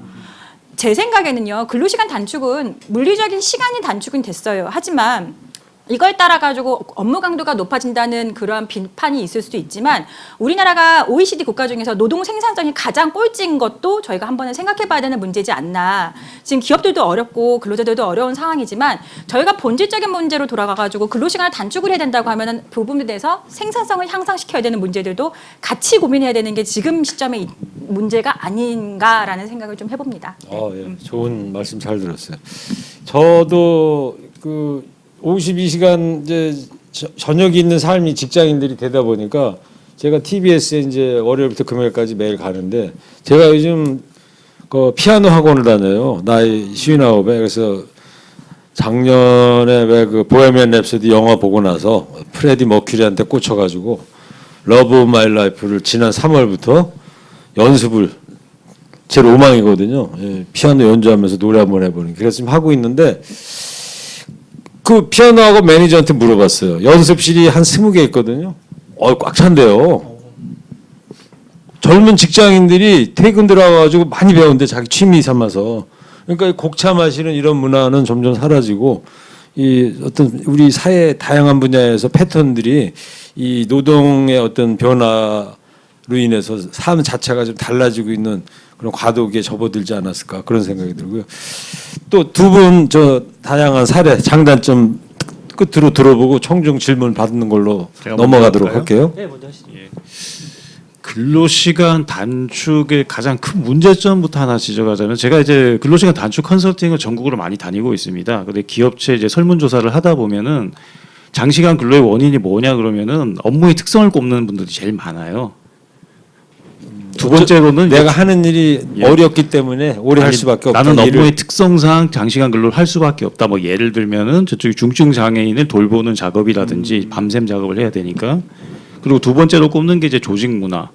세 번째로는 이제 업무가 많아서 그러니까 업무가 많아서 장시간 근로가 나온다는 근로자들의 의견은 상당히 낮은 편입니다.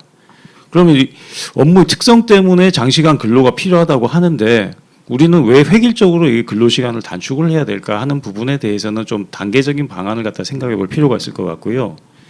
예를 들어서 최근에 제가 컨설팅한 회사 중에 하나가 이제 영화 제작하는 업체입니다. 뭐 유명한 작품을 거의 이제 신과 함께 뭐 이런 작품을 많이 촬영을 했었는데 여기는 이제 개봉 일자에 맞춰서 작업을 해야 되지 않습니까? 그러면 근로기준법에서 정한 근로시간을 지킬 수가 없어요. 그래서 주 52시간이 발표되면서 엎친 데 덮친 격으로 이제 근로시간 적용 제외 업종에서 또 이게 빠져버렸습니다. 영화 제작하는 곳이. 그래서 총 비상사태가 걸려 있는데 그러면 뭐 탄력적 근로시간제 등을 이용하면 되지 않느냐 얘기를 하지만은 탄력적 근로시간제가 근로시간이 줄어드는 게 아니거든요. 결국은 그 일하는 시간은 똑같다는 거죠. 그럼 그렇게 그런 환경에 있는 업종들에 대해서는 좀 더 배려를 하고 이제 단계적으로 적용하는 것이 뭐 보다 효율적인데 너무 급진적으로 52시간만 바로 적용을 하다 보니까 부작용도 나오지 않나 하는 생각이 듭니다. 정말 그 부분에 대한 잘 들어야 될 것 같고요. 예, 또 개선해 나가야 될 대안 필요할 것 같고 예, 끝으로 한번 사실 들어볼게요. 저는 뭐 오늘 사측이기 때문에 뭐 사측을 많이 준비를 했는데 근로시간 단축 52시간 사실 우리 사회에서 많이 이슈인 것 같지만 뭐 혜택이라면 혜택이고 적용을 받는 분들은 도심지에서 근무하는 사무직 근무자들이 대부분이에요. 사실 우리 사회에서 그런 걸 상상할 수 없는 근로자분 그리고 회사가 많습니다. 아까 전에 그 현대건설 말씀하셨는데 저도 이제 현대건설의 라이벌 S모 그 건설 삼성물산에서 7년 있었는데 건설회사는 본사에서만 가능한 거예요. 예, 본사 얘기하는 거예요. 본사. 건설회사 개동사업. 본사는 천국이고 현장은 지옥입니다. 현장 근데 직원의 70%는 현장에 있었고 저도 현장 근무를 했는데 자 근로시간이 50시간으로 줄었습니다. 이건 노동부에서 한 거잖아요. 자 건설사에서 그럼 52시간으로 줄여야 된다. 본사 현장 똑같아야 되잖아요. 그럼 현장에서 52시간으로 줄이려면 뭐가 가장 선행되어야 하냐면 공기가 늘어야 돼요. 공사 기간이. 돈이 많이 들어야 될 거고요. 돈도 많이 들지만 일단 기본적으로 공기가 늘어야 되는데 어차피 우리나라 공사의 대부분 SOC 정부 발주 사업이잖아요. 이제 각 발주처들에게 그 요청을 했는데 공기는 하나도 안 늘어났습니다. 정부기관에서도 이제 안 맞는 거예요.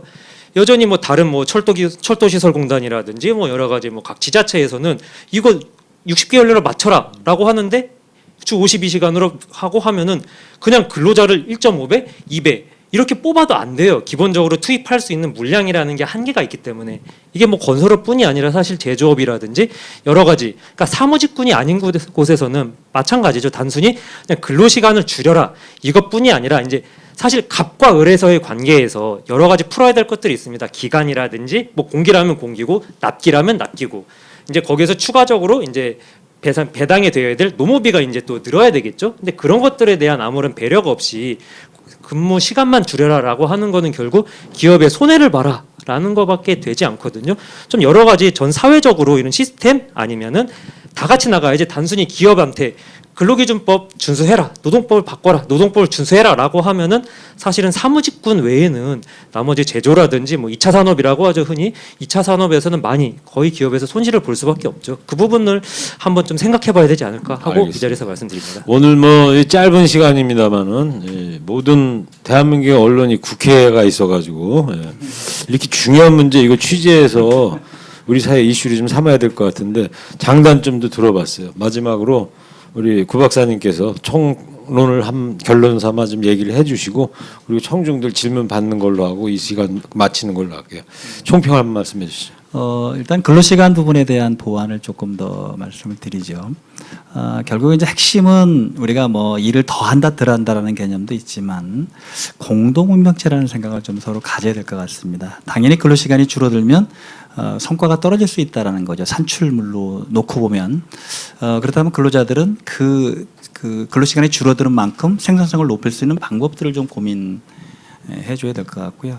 그다음에 기업주 입장에서도 이익만을 생각하지 말고 결국 그 제대로 대우해주고 제대로 줄 거 주고 우리가 일을 시켜야 된다는 개념들. 그러니까 법은 꼭 지킨다는 개념들. 그러니까 근로시간이 50시간이 줄어든 건 아니고요. 사실은 40시간제가 이미 2004년도부터 시작됐잖아요. 그러니까 52시간 자체가 사실은 굉장히 어폐가 있는 그런 말입니다. 우리는 40시간제지 52시간제가 아니거든요.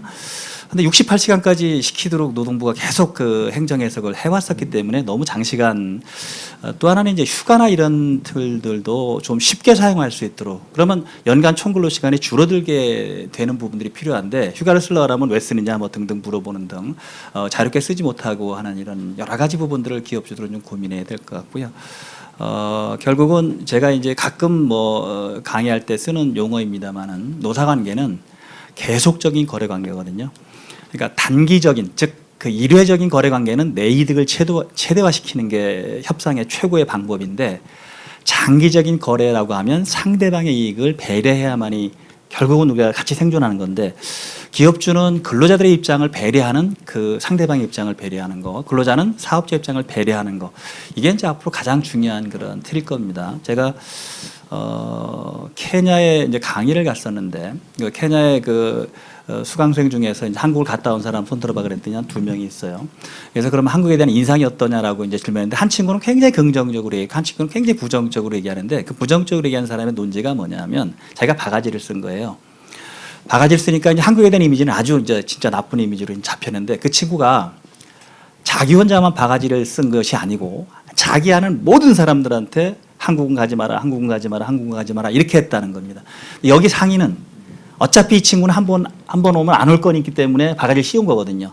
근데 옛날 같으면 SNS가 없기 때문에 그게 일회적인 거래였어요. 근데 지금은 일회적인 거래가 없어요.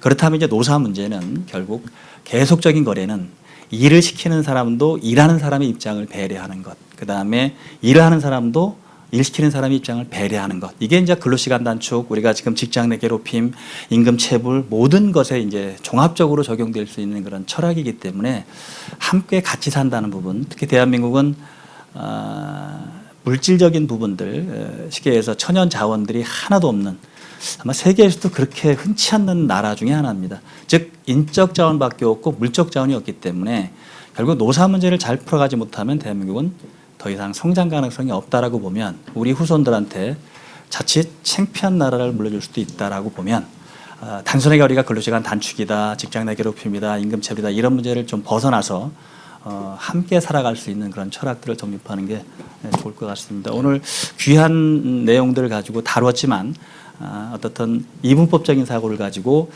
나는 맞고 너는 틀리다 이런 게 아니고 함께 서로 윈윈할 수 있는 방법들을 찾아갔으면 좋겠습니다. 네. 고맙습니다. 잘 들었습니다. 자, 이 노사관계 잘 풀어나가고 근로 문제 풀어나가기 위해서는 소통과 배려가 중요한 것 같다. 예. 이제 시작인 것 같고요. 예. 자, 지금까지 구건서 박사님하고 네 분 노무사님 패널들 이야기 좀 들어봤고요. 지금 8시 반인데요. 한 10분 정도 질문 답변 시간을 좀 갖도록 하겠습니다. 그래서 지금 이 질의응답은 저 하실 때 이 질문을 해주실 때 마이크가 전달이 되면 그 다음에 질문을 해주시기 바랍니다. 여기 녹화가 좀 되는 게 있어가지고요. 자, 그러면 질문해 주실 분 손 좀 드시면 마이크를 좀 갖다, 예, 저쪽에 좀 마이크. 안녕하세요. 코오롱 LSI에 근무하고 있는 인사팀입니다. 인사팀 강재현 매니저입니다. 저희는 좀 궁금한 게 레저 사업이라든지 성수기와 비수기가 명확하게 구분되어 있는 사업장을 운영을 하고 있고, 추가적으로 이제 공사 업종도 지금 같이 업무를 하고 있거든요. 그 중에서도 이제 레저 쪽에는 성수기하고 비수기가 명확하게 구분되어 있는데, 다들 이게 뭐 보통은 성수기가 7월달, 8월달, 9월달로만 생각을 하시지만 골프 쪽에서는 10월, 그 다음에 5월, 4월 이때도 성수기거든요.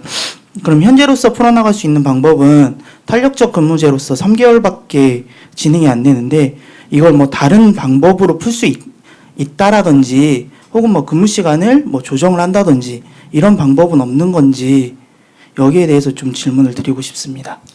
간단하게 그냥 결론부터 말씀드리면 대안이 없습니다. 그러니까 우리 근로기준 보면 강행 규정인데다가 일일 8시간, 일주 40시간을 기준으로 한다라고 되어 있고요.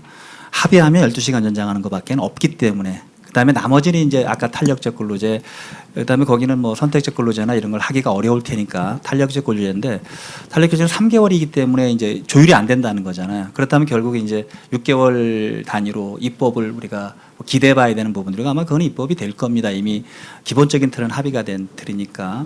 그래서 결국은 강행 규정을 임의 규정으로 바꿀 수는 없기 때문에 지금 우리 근로시간 제도는 일주라는 기준만 두고 있어서 거기에 예컨대 1년 단위를 두고 있다. 독일 같은 경우는 그런 예를 조금 있거든요. 1년에 얼마 이상은 하면 안 된다라는 게 있으니까 가능한데 우리는 월 단위나 연 단위가 없어요. 그러니까 현재로 봐서는 질문하신 거에 대한 답을 드리면 별 뾰족한 대안은 없다. 이렇게 말씀드리겠습니다. 혹시 저기 보충 발언 좀 드려도 될까요? 혹시 지금 근무 형태가 그러면 4월, 5월, 10월 이렇게 좀 1년에 몇 달 정도가 지금 피크 타임인지. 저희가 주로 피크 타임은 이제 골프 쪽은 4월, 5월이 좀 주로 피크고요. 그리고 7월, 8월 달에는 이제 레저 쪽 콘도랑 웬만하면 골프랑 같이 운영을 하다 보니까 요렇게 이제 골프 쪽에서는 4월, 5월 성수기로 해서 제가 잘라놓은 게 1, 2, 3월 이렇게 탄력근무제를 진행을 했고 그 다음에 콘도 쪽에서는 반대로 6월, 7월을 좀 분산을 시켜놨거든요. 그래서 중간에 합의를 해서 이렇게 지금 합의서를 지금 받아놓고 노사가 운영을 하고 있는 상태입니다. 혹시 휴일 근무가 많이 일어나지 않나요? 네, 휴일 근무도 빈번하게 일어나는 편입니다. 사실은 휴일 근무는 그 두 가지가 있잖아요. 그 사전 그 대체 사전에 고지하고 하는 뭐 대체가 있고 그다음에 아예 추후에 하는 그 보상 휴가제가 있는데 사실 보상 휴가제가 1.5배긴 하지만 대체 휴무보다는 좀 나을 것 같은 게 이거는 사실 사전에 고지하고 사전에 휴일 대체하는 거는 일주일 내 아니면 그 제한이 있지만 보상 휴가제 같은 경우는 노사가 합의하면은 그 기간 내에는 이제 쓸 수 있도록 어느 정도 적치도 가능하고 하잖아요. 일단 호텔을 하고 있는 쪽에서는 물론 이제 근무하고 계신 데처럼 대기업들은 아니고 좀 중소 좀 소규모 한 300인 정도 되는 호텔들은 그런 것들을 많이 해서 이제 아이가 비수기 때 그 보상 휴무 쌓여 있는 보상 휴가를 싹 써버 정리하고 그런 식으로 운영하고 있거든요. 여러 가지 이제 6개월 단위 그런 탄력 근로제가 6개월 단위 아니면 1년 단위 넓어지기 전까지는 여러 가지 병행을 하셔야 될 것 같고 사실은 모성휴가도 하고 계실 것 같은데 하고 계시죠? 예, 그런 식으로 여러 가지를 짬뽕해서 하실 수밖에 없으세요 지금. 예, 저희가 아니라 국회가 좀 더 빨리 여러 가지고 해야 될 텐데. 예. 지금 그 짧은 정황을 가지고 저희들이 정확한 답변을 드리기 좀 힘들고요. 그런 부분에 대해서는 이쪽에 아무래도 근로시간 단축에 대한 전문 컨설팅을 통해서 사업장의 상황을 정확하게 파악한 다음에 답변을 드릴 수 있을 것 같아요. 그냥 피상적으로 이 상황에서 우리가 어떤 식으로 대처하면 좋겠습니까 하는 발언 그 질문에 대해서는 아까 구건선 노무사님 말씀하신 것이 그 정도 질문 수준이라면은 답이 없다는 피드백밖에 갈 수가 없습니다. 여기서 홍보 하나 해야 될 것 같아요. 저희 노무사회에서 이런 근로시간 장시간 근로 이런 개선 관련해서 일터혁신하고 있죠. 저희 그렇죠. 회장님 저 잘했죠? 네. 저희 노무사회에다가 좀 더 관심 가져주시고 이런 거 좀 정보 컨설팅도 활용해 보시면 좋을 것 같습니다. 네. 네, 알겠습니다. 자, 이상으로요. 1부 여기서 마무리하겠습니다. 자, 노무사님들한테 큰 박수 좀 부탁드릴게요. 네. 자, 오늘 미니 콘서트 시작하겠습니다. 초대 뮤지션은 스텔라 장이십니다. 지금 밖에 대기하고 계신데요. 자, 스텔라 장 입장해 주십시오. 박수 좀 환영해주세요.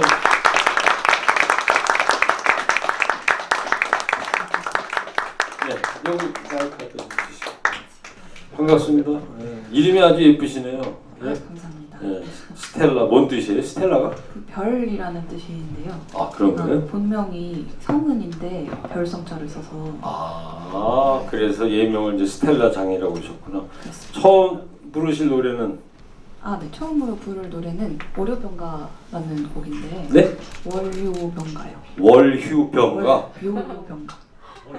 아, 월요병가. 아, 병가를 낸다. 네. 월요병을 저 염려해가지고 월요일 날 병가를 낸다. 월요 병가. 자, 좋습니다. 자, 첫 곡으로 그러면 월요 병가 박수로 청해 듣겠습니다. 네.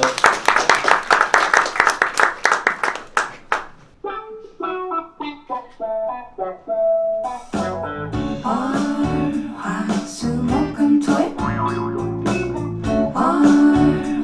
월화수목금토일 분명히 얼마 전에 월요일이었는데 그랬는데 근데 왜 내일이 또 월요일이라는 건데 이제만 하면 돌아오는 외수 같은 자식 없는 병들 너만 보면 생길 것 같다 지금 일요일이 거의 끝나가는데 내일이 오길 기다리는 이런 지옥 같아 너무 월요일이 많은 놈은 대체 누구 가능만 하다면 병가를 내고 싶다 머리가 너무 아프고 커피를 한 물이 마셔도 졸리고 누워있어야 할 것 같아요 샤를도 안 먹히겠지만 제가 월요병이 도졌어요 유전 질환인 것 같아요 우리 엄마 아빠 오빠 누나 동생 이모 다 걸려있는 병이에요 또 월요병이 도졌어요 불치병인 거 잘 알아요 우리 엄마 아빠 할아버지 할머니도 약을 아직까지 잡고 계신다더라고요 월화수목금토일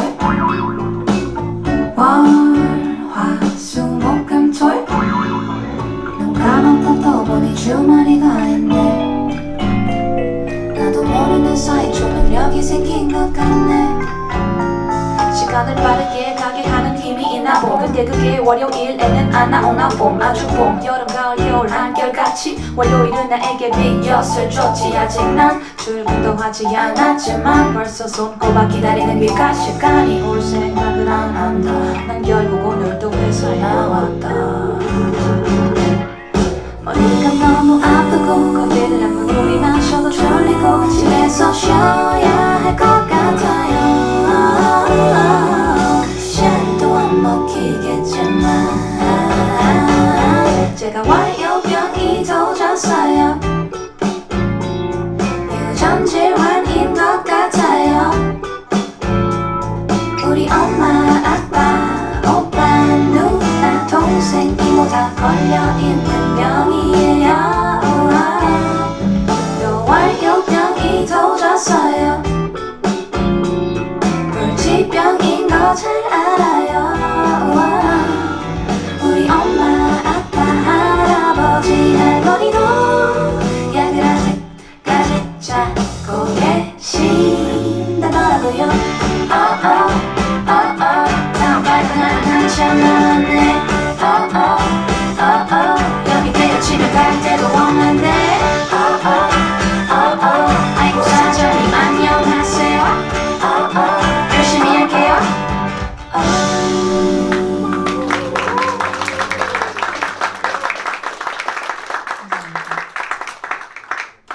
가사는 제가 정확히 전달은 못됐는데 월요병이 도졌을 때 그래서 가사 내용이 뭐예요? 어떻게 하자는 거예요? 그래서 월요일 날은 월요병 걸렸으니까 어떻게 하자는 거예요? 병가를 내고 싶은데 네. 제가 월요병을 병가 사유로 내면 그냥 영원히 쉬라고 할 것 같으니까 그냥 열심히 하겠습니다 이러고 끝나는 노래예요. 직장인의 고충을 그렇습니다. 제가 오늘 저 스텔라장이라는 가수분들 이렇게 여기 와가지고 처음 뵙게 됐고 아주 이런 노래가 있군요. 예. 제가 저 라디오 DJ를 하고 있는데 네. 저희가 월요일 코너가 있어요. 점심 먹고 디저트 쇼 뭐 이런 거 있는데 한번 좀 PD하고 상의를 해서 제가 그래서 아까 동영상도 좀 찍고 우리 단톡방에 올려놨거든요. 소개를 한번 해봤습니다. 또 그래서 스텔라장이 이 전문이 직장인들을 위한 그 응원가 같은 걸 주로 하시나 봐요, 장르가? 주로 한다기보다는 그런 앨범을 한 번 냈었어요. 네. 4곡짜리 앨범을. 그래서 오늘 제가 여기에 이제 초청을 받아가지고 그 빨간 날이라는 노래를 꼭 불러달라고 하시더라고요. 그건 뭐예요? 아, 공휴일 뭐 그런 네, 거예요? 그런 노래인데 제가 그 곡을 진짜 행사에서 단 한 번도 부른 적이 없어요. 왜냐면 제 곡 중에 좀 상대적으로 그 제 팬분들이 많이 안 찾아 들으시는 곡이거든요. 근데 이렇게 또 부를 수 있는 기회가 네. 생겨서. 그러면 감사합니다. 나머지 2곡 더 부르셨는데 네, 월급은 통장을 스칠 뿐? 네. 이 통장된다 이런 얘기하는 거죠, 그러니까? 그렇죠. 이제 그거를 떠나가는 연인의 빗댄 곡입니다. 음. 한 달에 한 번 만났는데 이제 다음 날 없어져 있고. 뭐 생활 속에 노래하시구나. 그러면은 두 번째는 어떤 노래 해주실래요, 그러면? 빨간 날을 꼭 해달라며. 그거 마지막 곡으로 하고 월급은 근데 통장을 스칠 뿐. 이거 어때요? 이 분위기상 네. 빨간 날이 훨씬 잔잔한데 네. 그래도 상관이 없을까요? 월급은 통장을 스칠 분 먼저 할까요? 아, 그러면 빨간 날 먼저 하시죠. 빨간 날을 먼저 하도록 하겠습니다. 가수 분위기가 좋아야 돼요. 자, 스텔라장의 빨간 날 박수로 한번 청해 드릴게요.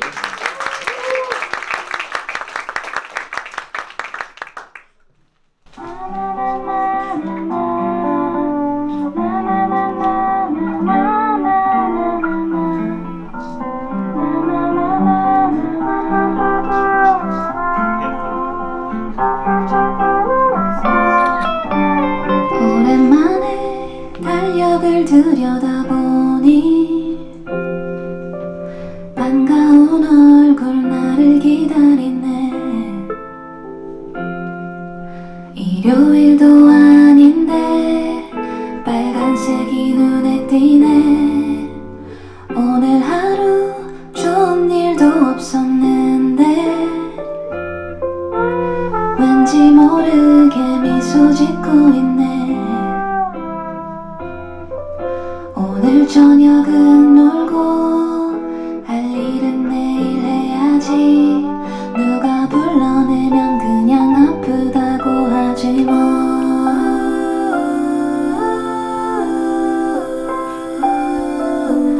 내일은 빨간 날, 오랜만에 빨간 날. 기분 좋아, 너무 좋아. 늦잠도 잘 수 있는 걸.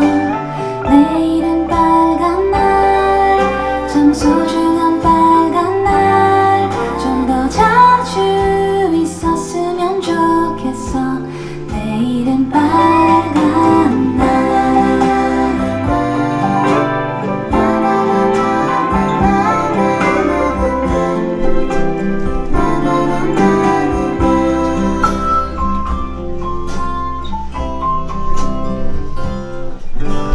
아침 햇살 다 지나가버린 오후.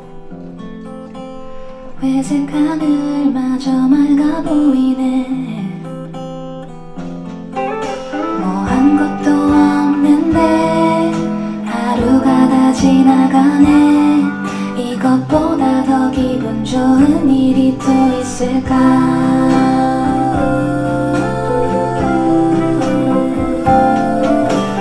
오늘은 빨간 날, 오랜만에 빨간 날.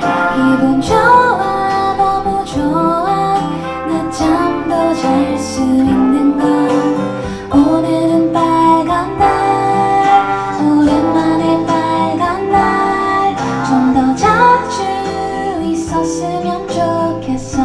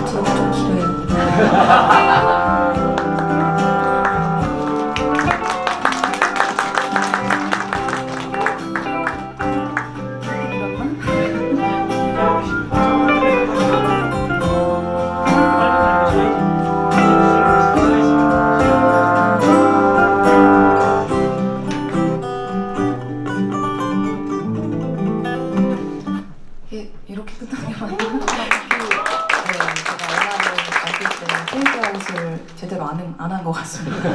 다시 만들어야 될 것 같아요. 네. 그러면 저 이어서 바로 마지막 곡을 들려드릴 텐데요. 아까 말씀드렸던 월급은 통장을 스칠 뿐 들려드리고 인사드리도록 하겠습니다.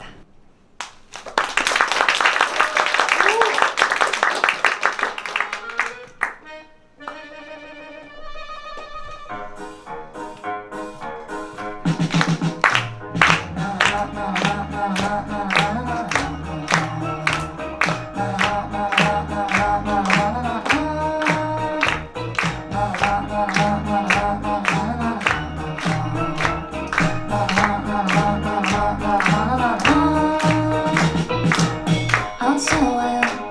곧 떠나겠지만 잠시나마 즐거웠어요. 잘 가세요. 하지만 다음엔 좀 오래오래 머물다가요. 난 매일 손꼽아 기다려. 한 달에 한 번 그댈 보는 날. 가난한 내 마음을 가득히 채워줘. 눈 깜짝하면 사라지지만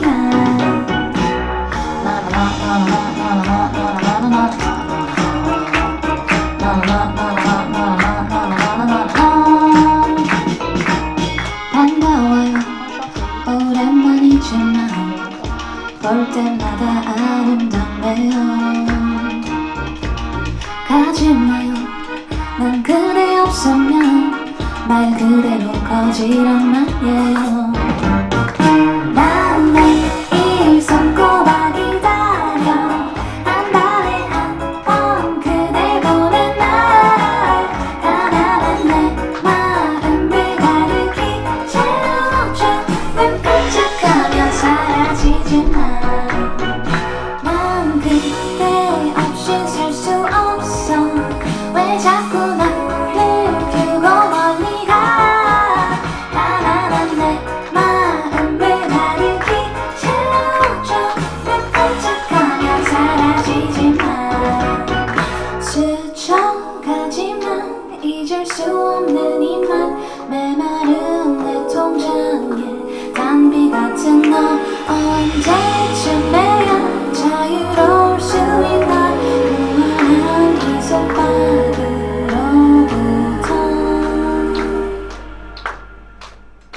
난 매일 손꼽아 기다려. 한 달에 한 번 그댈 보는 날. 가난한 내 마음을 가득히 채워줘. 눈 깜짝하면 사라지지만 난 그대 없이 살 수 없어. 왜 자꾸 나를 두고 멀리 가. 가난한 내 마음을 가득히 채워줘. 눈 깜짝하면 사라지지만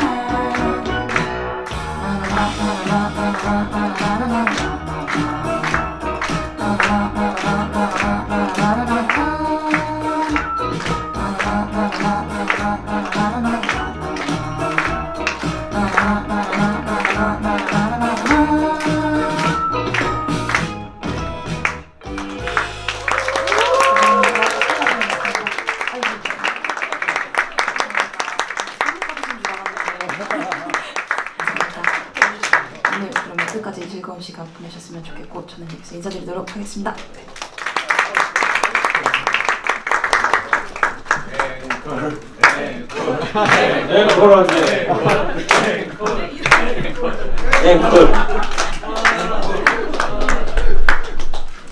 이렇게 한다고요?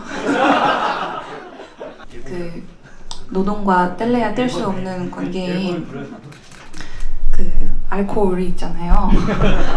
그래서 그 알콜맨이라는 곡이 있는데 알콜맨 들려드리고 저는 진짜 인사드리도록 하겠습니다.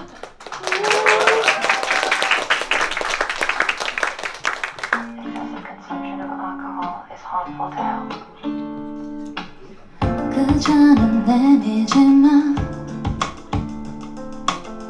난 불안하니까 마신 건 없어. 그래도 그래도 열중하고 넌 no license anymore. 넌 술인데 물인 척 나를 속여와. 넌 물인데 술을 들이키다. 넌 술인지 물인지 알 수 없어. 난 이제 취해버린 듯 열을 같아. 달달하게 넘어가 또 소주 같아. 씁쓸한 뒷맛을 남기고 날 비틀거리게 한단 약을 흐리게 해. 나 어떡해.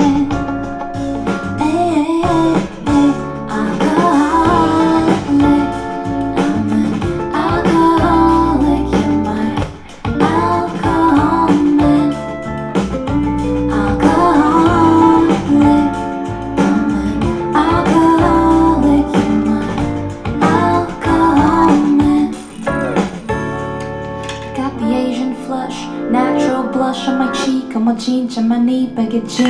거하게 마신 꽐라 저씨 저리 가라 할 만큼 마시. Got no enzymes to degrade acetaldehyde, dehydrogenase, still fish in the sea. 방법이 없지가 내게 염시 없이 말하지. 넌 술인데 물인 척 나를 속여와. 난 물인데 술을 들이키다. 넌 술인지 물인지 알 수 없어. 난 이제 취해버린 듯해. 열을 같아. 달달하게 넘어가 또 소주 같아. 씁쓸한 뒷맛을 남기고 날 비틀거리게 한단 약을 흐리게 해. 나 어떡해.